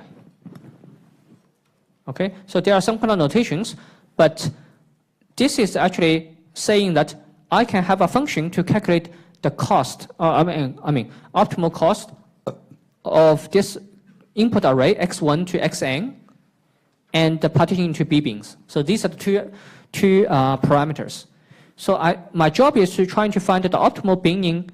I think this is the optimal binning cost. It's not the configuration. But once you find the optimal binning cost, actually through the algorithm, you can do some kind of bookkeeping and you can find the way to do the cut. That's actually very trivial, so you can actually do it by yourself. So this OPT is actually giving the cost of the optimal binning cost. So how to approach that?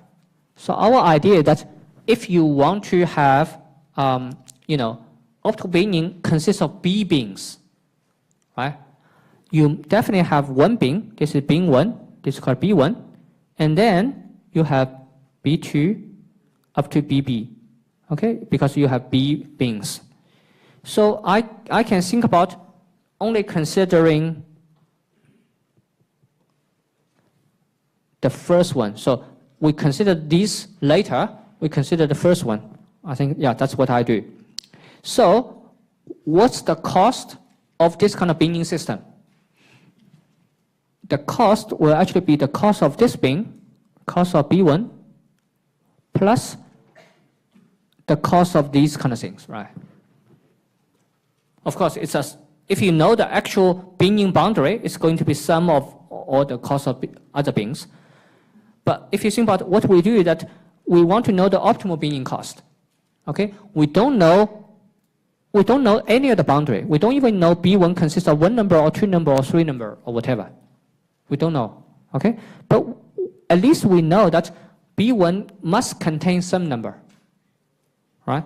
So let's talk about this example. So it's much more concrete. So I use some kind of notation. So I don't need to write all these kind of things. So this is x1. This is x4. Right? Everybody can know. This is our x, and the b is actually written here. And I use brackets. So you read. Once you see this notation, you read as okay. This is my input data. I need to partition them into 3 bins. Okay. So, although I don't know where is the boundary for the first bin, but I know that B1 can only be the following scenarios. The first is that B1 consists of only 7. Right? And the second scenario is that B1 consists of 7 and 9. This corresponding to place a boundary here. The previous one corresponding to place of placing a boundary just after 7. The third one is actually 7, 9, 13, and the fourth one is 7, 9, 13, 15, right? Okay, some of them actually are sort of like invalid, but don't worry too much about it. So just think about if B1 is actually 7, my B2 and B3 has to cover the number which are the rest of the numbers. So that the rest of the number is 9, 13, and 5. But we don't know where the bin boundary is. But only thing we know that you need to place the bin boundary optimally such that you actually, the final result, I don't care where B2, B3 is exactly the boundary. But essentially, you need to do the optimal binning for the rest of the items using two bins, right? So this is essentially the logic here. So you try all the prefix, here, prefix is 7, 79, 79, 13, and place the prefix into one bin. And then all you need to care about is to place the rest, which is I plus 1 up to the end. Later we actually call it a suffix. A suffix of the original array into b minus 1 bins. And we can know that you must do this optimal binning. Because if for example, you say, okay, this part I do a particular things, the cost is let's say 17, okay? And if the optimal binning cost is slightly smaller, let's say 16, in both cases, I'm actually giving you 3 items, and they all both return 2, right? And because you want to minimize the total binning cost, so I can always replace the actual binning of this configuration using this configuration, as long as you can achieve 16. I will always go for the cheapest, right, choice. So these are actually trying to convince yourself that, okay, this kind of formula, this kind of recursive formula is actually correct. By the way, this is only for the case where if I put first I element into the first bin. But I don't know, right? I don't know where the first bin will be placed. But all I can do, by the way, this is actually means 1, 2, 3, up to n. It's a set. It's a shortcut, just using square brackets. So you just try all the positions. So just as the example illustrated here, what you do is that you actually try all the possible ways to form the first bin, and then you can recurse. Because your job, it becomes much simpler. You just put the rest. For example, for this case, the rest is 13 and 5. Put them into 2 bins. You already see that this is actually almost like a trivial solution. And for these 2 solutions, you can see that the job is to put 5 into 2 bins. This is actually invalid. There's no way you can put 5 into 2 bins.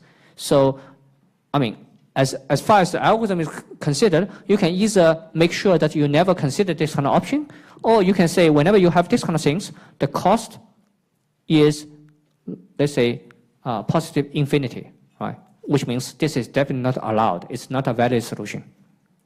Okay, but these are just implementation details. Okay, so don't worry too much about these 2 things. I mean, I think it's much easier to think, okay, these are all the possible ways my first bin can go. But for each thing, as I determine this one, the rest become the same problem. But B becomes smaller, and the input array becomes smaller. Right, so that's the recursive formulation. So just to show the animation, what we do is that we actually consider only 2 valid configurations. This is because I don't have space for the invalid one. And actually, with some thinking, you can easily figure out, okay, what are the conditions for the invalid solutions, and you never enumerate invalid B1. Okay, for each of them, you can see that we actually only need to recursively determine. Again, you only need to recursively determine this one. Okay, so that's why you can see that this 7 is actually dimmed out, because essentially this is actually the recursive call. Okay, you recursively call this kind of things, and by the nature of recursive call, when it returns, this kind of configuration is guaranteed to be the best way to partition 9, 13, 5 into 2 bins. Okay, although this is a trivial case because you can say, okay, there are only 2 ways, whatever. But I mean, if you really want to emphasize your understanding of recursion, you don't care how it is calculated, just like a BUC.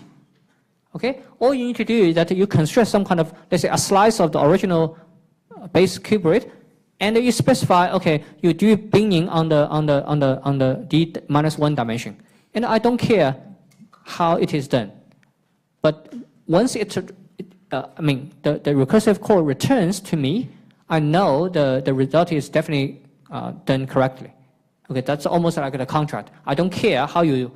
It's almost like I give you some kind of order invoice. To order, let's say 200 whatever gadgets, and as long as you give me the 200 gadgets, I don't care how you do it.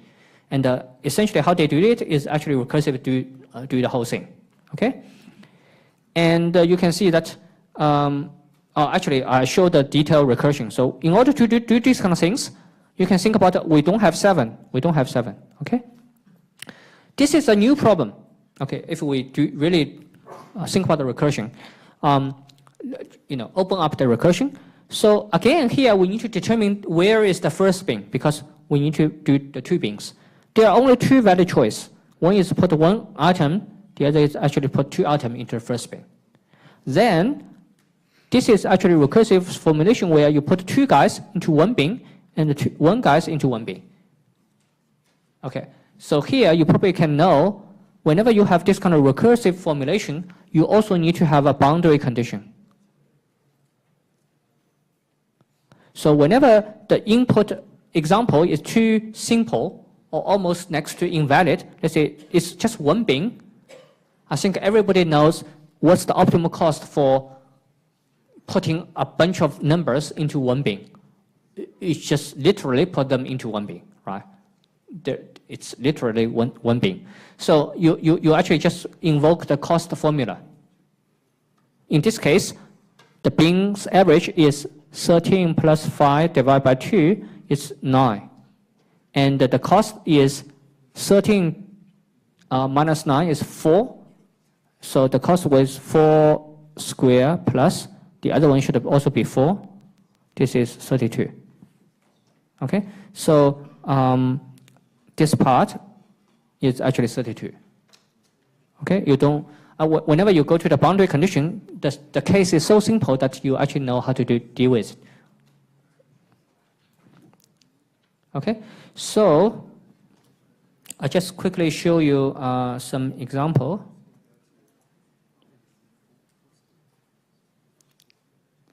I think it's here, yeah. So this is the optimal binning notebook.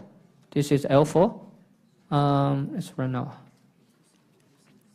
Okay, so this is actually, again, there are some kind of debugging information so that you actually print out something, actually a lot of space. If you remove all the debugging informations, the code is almost literally implementing the formula here. Okay, that's the beauty of recursive algorithm. In fact, for the BUC, it's almost the same. As long as you implement a few helper functions, the pseudocode and the mathematical formula, it's almost like translation. Okay, it's like one-to-one correspondence. Okay, so here is the same thing. You have some kind of SSE is like whenever you have 1 bin, you do some kind of things. So basically, just x minus average. So I didn't do any optimizations because I just want to strictly follow the definition. Although SSE actually can be done much more efficiently.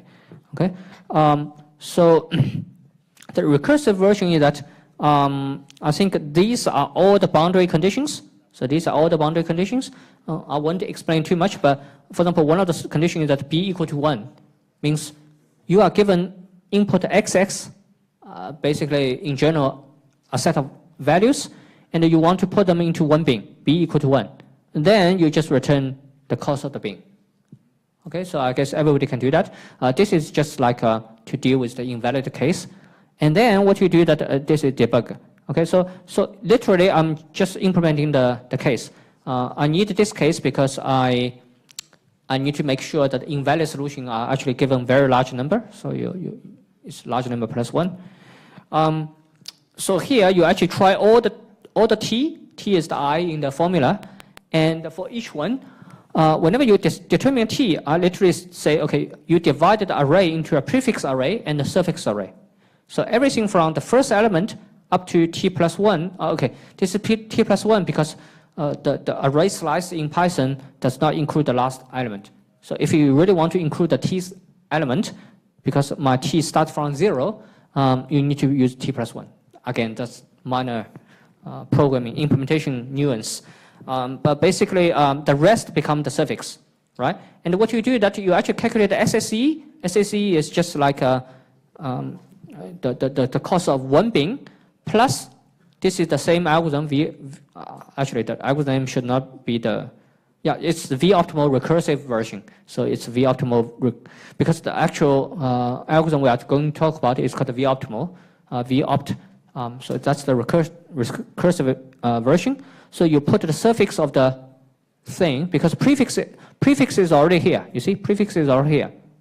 And the suffix is here, and it's b minus 1. And the mean cost is actually minimum of these two costs. You always keep the minimum cost. And then that's it. Everything else is debugging. Okay? So again, I really encourage you to try different kind of input. I mean, if you still a little bit like rusted about the recursive things, you can start with smaller, let's say 3, 2 is invalid, okay, because I have 3 bins.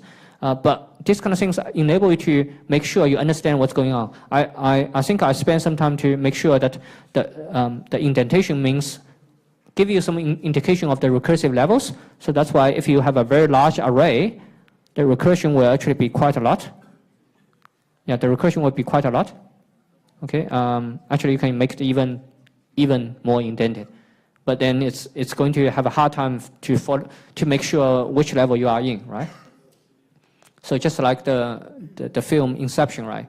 There are several levels of recursion, and it's very hard to figure out which level you are. So you need some kind of object which tells you whether this is real or just dream, right? Okay. So you can actually try to modify this algorithm into a much more efficient algorithm. So I guess because we have a long break, so we probably just try to cover this algorithm quickly. Yeah. Okay, so this algorithm, as I try to convince you, is that this kind of algorithm is very easy to implement. It's almost literally implementing this mathematical formula plus boundary condition. Okay, but what's the problem? The problem is that this kind of recursion is too inefficient. For any large scale, when I'm saying large scale, maybe 100 elements and the b equal to, let's say, 10, if you run the recursive version, it will take maybe very, very long time, I think. Okay, or even your stack will overflow, all these kind of things. Okay, so this is mainly because, okay, we actually are very lazy. We just formulate this as a recursive program and let the computer to do it. So why this is bad? We actually start with a similar observation, similar function, but it's much simpler because it's actually one-dimensional recursion. But it's like a slightly difficult version of one-dimensional recursion. So we are talking about Fibonacci functions, and I guess everybody knows one sort of like application is that it's almost like the rabbits. So they mate, and then you can actually see that the number grows quite quickly. So the first Fibonacci for 0 is defined as 0, 1 is defined as 1, and then everything else is actually the sum of the previous two numbers. So it looks like very simple. And by nature, this Fibonacci theory is defined using recursion. Although there are actually closed formula to do that, it's related to the golden number, whatever. And actually, you can actually formulate this as a matrix problem. So there are actually many ways to view the same thing, and I highly recommend this kind of things. It actually will deepen your thoughts and actually can relate different kind of things together.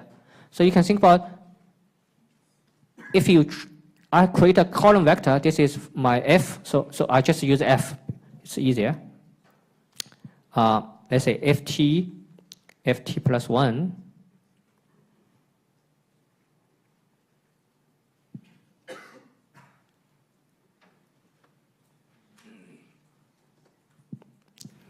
Okay, this is my vector x, this is my vector y, and yeah, I cannot write on the boundary, I guess. But you can imagine that you can have a matrix applied on this one. Essentially, matrix multiplication, they convert any x to this y. Okay, I'll leave it as an exercise to you. But if you do something like this, then if you do the eigen whatever decomposition, whatever, you can actually find out the general formula for Fibonacci theory. But anyway, I mean, that's not my main focus here. So basically, if you just do the naive recursion, right? I draw a very simple example of what kind of things you need to calculate. So in order to calculate fib F4, you need to calculate 3 and 2. In order to calculate 2, you need to calculate 1 and 0. 1 and 0 are actually boundary conditions, so that's why it's colored in yellow. And for 3, it will actually become 2 and 1. And 1 is boundary condition. 2, you also need 1 and 0. So you probably found the problem. This part of computation and this part of computation is identical. But if you think about if you just run the recursion, you have to do it twice. And this is just a small number. If it's 40, you would imagine that this subtree actually is done many, many, many times. Okay? And this is the main reason why this kind of naive recursive formulation, implementation is going to be very slow. Because there are actually, there are actually overlapping subproblems. So this is a subproblem in order to solve this one, this is a subproblem that must be solved. But it actually occurs in different places, and due to the naive implementation, they are actually done individually and they're repeated many times. Okay? So I guess you should easily understand there are a lot of repetitions. So how to solve it? The straightforward idea is that we actually only calculate this kind of subproblem only once, right? Okay, so this gives us to a very simple method. Actually, if you implement using Python, if you know decorator, you can actually easily decorate a function which is in recursive format, written in recursive format, but you decorate it such that it runs this kind of memorization method. Basically, you create a cache table. Okay, it's not an exact cache. I mean, essentially, you actually remember everything. Okay, so in the previous one, in order to calculate this one, whenever you calculate a subproblem, you look up the table to see if this has been calculated or not, right? And initially, quickly, because nothing is calculated, and fib1 is already known, this is the boundary condition, and then I actually know fib2 is actually 1. Okay, not only you actually calculate this one, but you also memorize it, put it in the table. And then for F3, you actually need to calculate F1, because by definition, F3 equal to F1 plus F1, or F2 plus F1. F1 is calculated, F2 is calculated, so you don't need to do calculation. You just look up the values and actually do the summation. So this saves a lot of computation. But you still need to do lookup, because for F3, you need to look up F2, look up F1. Okay, the lookup, although it's O1 if you're using hash table, but it's still, the number of lookup is still huge. Okay, and also the problem is that this one, you actually need to cache every solution. You don't know, because you have absolutely no idea. For example, if I remove some of the things, right? There is a danger that later part of the algorithm, they might request F2. If I forget about F2, you need to do redundant computation. So in order to do that, you have to remember everything. But in many cases, it's actually not necessary, right? If you think about, by definition, if humans are going to do this, how many memorization do you need? Yeah, exactly. So you can see that we are much smarter than this algorithm, right? So is it possible that we can actually design an algorithm as smart as humans? The answer is actually yes. But of course, I mean, we need to learn some new trick. And if this is new to you, actually this is also a very, very, very common trick. not only in algorithm, but even in machine learning, for example, we don't talk about models like hidden Markov model or some other more advanced models, but essentially they also need to use the technique called the dynamic programming. Otherwise, I mean, the number of calculations, the inference or the parameter learning process is going to take exponential number of times. With the dynamic programming, it's actually, I think, quadratic and or even cubic. Okay, so what's the idea of the dynamic programming? So the general idea is that we still memorize, okay, but we also need to know when so we actually need to arrange our calculation in a particular order such that everything we computed in the past actually can be thrown away. So again, if you think about our human calculation, right? If you analyze these kind of things, we know that once we actually, so actually, let me use a very simple one. So we know that, I cannot write. So if we want to calculate F4, we know that it depends on F3, right? So for human, we know that we, actually also F2. But we also know that it's very simple to see that F3 also depends on F2.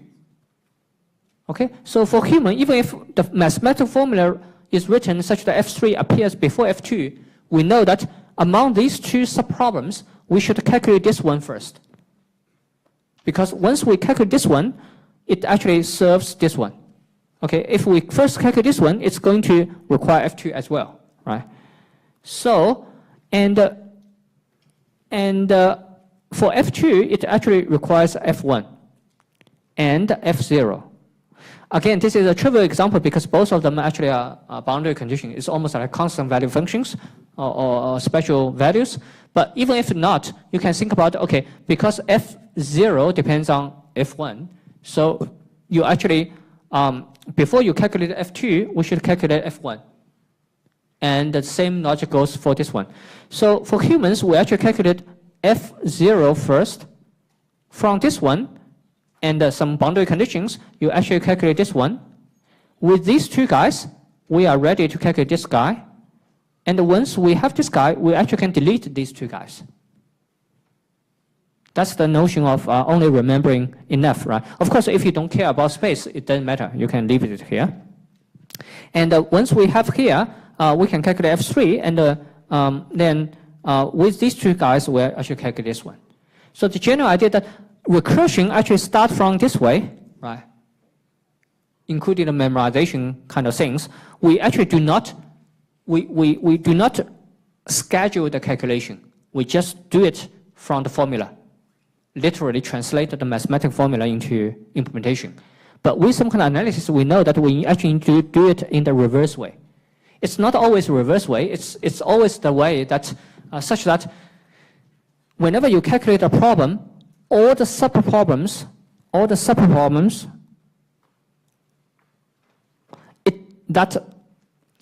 it depends on have been calculated and stored. So we need to make sure this property is always true. So whenever we calculate this solution, we only do this because everything it needs has been calculated. Okay? Which means we never need to do any recursion. We just need to do for loop. Okay. So let's look at our scenario. That's yeah, we probably will speed up a little bit. So that's why I simplified the formula a little bit. So that's the original formula. I simplify to this one. And also I introduced some kind of notation. So S is 3. This means the suffix of the input, which is XX, starting at position 3. So if my input is just 1, 2, 3, 4, 5, 6, then I can say S3 is, this is position 1, 2, 3, is actually this one. S3 is an array which is 3, 4, 5, 6. Okay, this is so that I don't need to write a very long notation. Okay, so just remember S is the suffix. Okay, so the recursion can be written in this way. Okay, I remove things which are not relevant, has nothing to do with recursive computation. The only thing we need to care about is that now the problem is characterized by two parameters. One is the input array, and in this case, it's going to be a suffix of the original input, very original input. Okay, because if you think about what we do, that this is our original input, we try to guess where is the first bin, and then recurse on the rest part, and okay, actually, this is not. I mean, everything you want to do the recursive computation is going to be a suffix. It's always going to be a suffix of this one. So even in the recursive solution of this one, let's say we remove this one. In our recursion, we actually also need to find, okay, this is maybe the B1 prime, and you actually remove this part and recursively call this part. So the version you want to call is always a suffix of the original array. Okay, that's very important to notice. That's why we use S and its starting number to denote this array. So I don't need to write a lot of sub-indexes. Okay, so you can see that the original problem is, okay, then we actually need to know what's the final problem we want to calculate. If this is our input, X, essentially what we want is that what's the optimal binning for every one of them, right? And every one of them is essentially X equal to S1. This is actually the suffix starting from the first position, including the first position. So that's exactly the original array, right? So that's actually our goal. All we care is something like this. Now, yeah, I literally wrote, okay, for one thing, you can actually think about, we omitted this B because this makes things a little bit easier. So you can think about what we want is optimal cost for S1. Just pretend B is not there, or B is constant. Okay? And if you look at the formula, okay, look at the formula here. Whenever you have an input array, we are going to strip away some of the prefixes away and get its further, suffix. Again, the notation here is actually not very, because I need to do the renaming of the subindex. But you got the idea. So no matter what are the input, the recursive solution is called on a suffix of the input. So that's why in order to solve the problem characterized by S1, I actually need to solve the problem for Sj, where j is actually from S2 up to, let's say, the input n have 6 characters. So this is S, and it depends on optimal solution on S2, optimal solution on S3, optimal solution on S4, and so on and so forth. This is actually S6.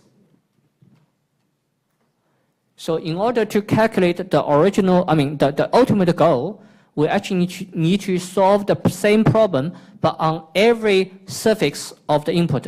Again, here the input is the entire array, so basically every suffix. Okay? And then, if you think about how to solve, let's say this is S3. Okay, what are the problems I need to solve before I can solve S3? Again, by the same recursion, it's going to be S3 is actually, let's say, 1, 2, 3. This is actually removed. This is the third position, the fourth position. Okay, S3 is actually this part. This is my S3. In order to solve the problem, I need to solve all the recursive problems. It produces a problem on S4, S5, S6, and so on and so forth, just by the recursive formula here. Okay, this is the key property you need to observe. Okay, if you have problem, just write down some actual example, and you can easily find, okay, you have this kind of thing. So in general, it's actually working in this way. Okay? So everything is depending on a suffix of itself. Okay? And also, here we actually make this simple because we only focus on the first parameter. What about the second parameter? Because otherwise, let's say this is S3, right? It might depend on S5. And this guy will also depend on something which is OPT of S5, right? Because S1 also depends on S5. S1 through S3 also depend on S5. But the key point here is that you need to recognize that these two S5s are not the same. This and this one is not the same problem. They are same in the first parameter, but they are different in the second parameter. Because this is going to be B, so the first child of this guy, the parameter is B minus 1. This guy is actually spawned by this guy. This guy's parameter is B minus 1. This is almost like a generation number, right? This is the grandfather, this is father. And then you actually get a generation number which is B minus 2. So these two problems, you can imagine if I write clearly, why I cannot write here?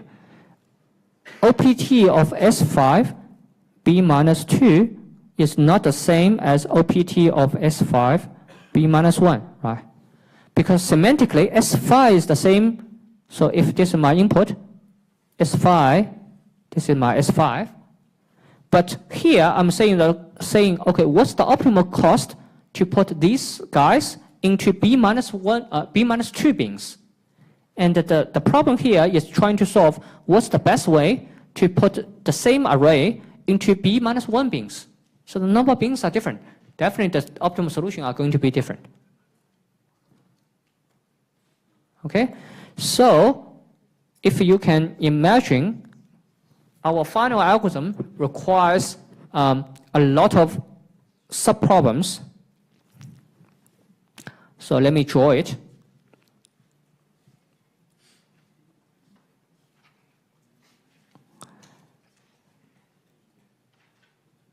Let's say we have B equal to 3, B equal to 2, B equal to 1.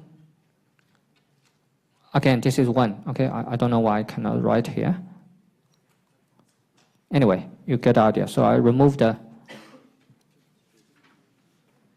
So this is B equal to 1. Okay? And I have, this is S1, S2, S3, S4. Let's say 5, 6, 7, 8, 9.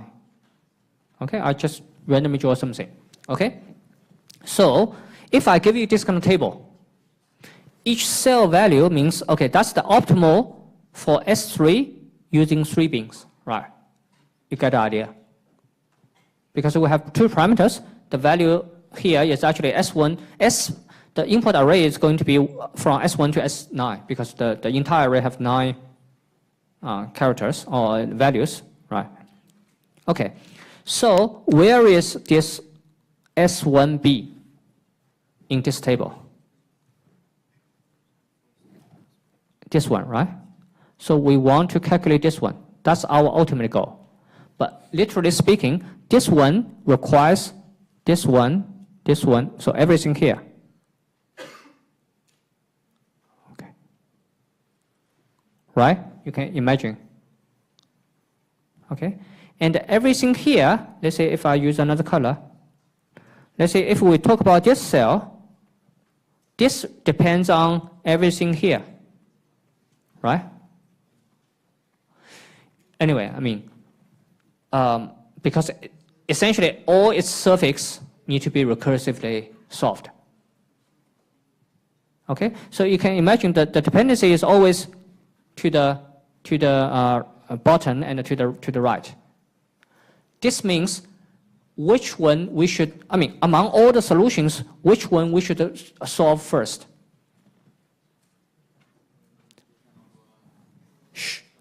Yeah, I guess everybody agrees that if you write a picture, this is the first thing we want to solve. And then 2, 3, 4, 5. And once we can solve these guys, we can immediately solve everything here. One more. Again, actually you need to solve 6, 7. Okay, then once you solve the first 7 steps here, the next 7 steps you want to solve is here.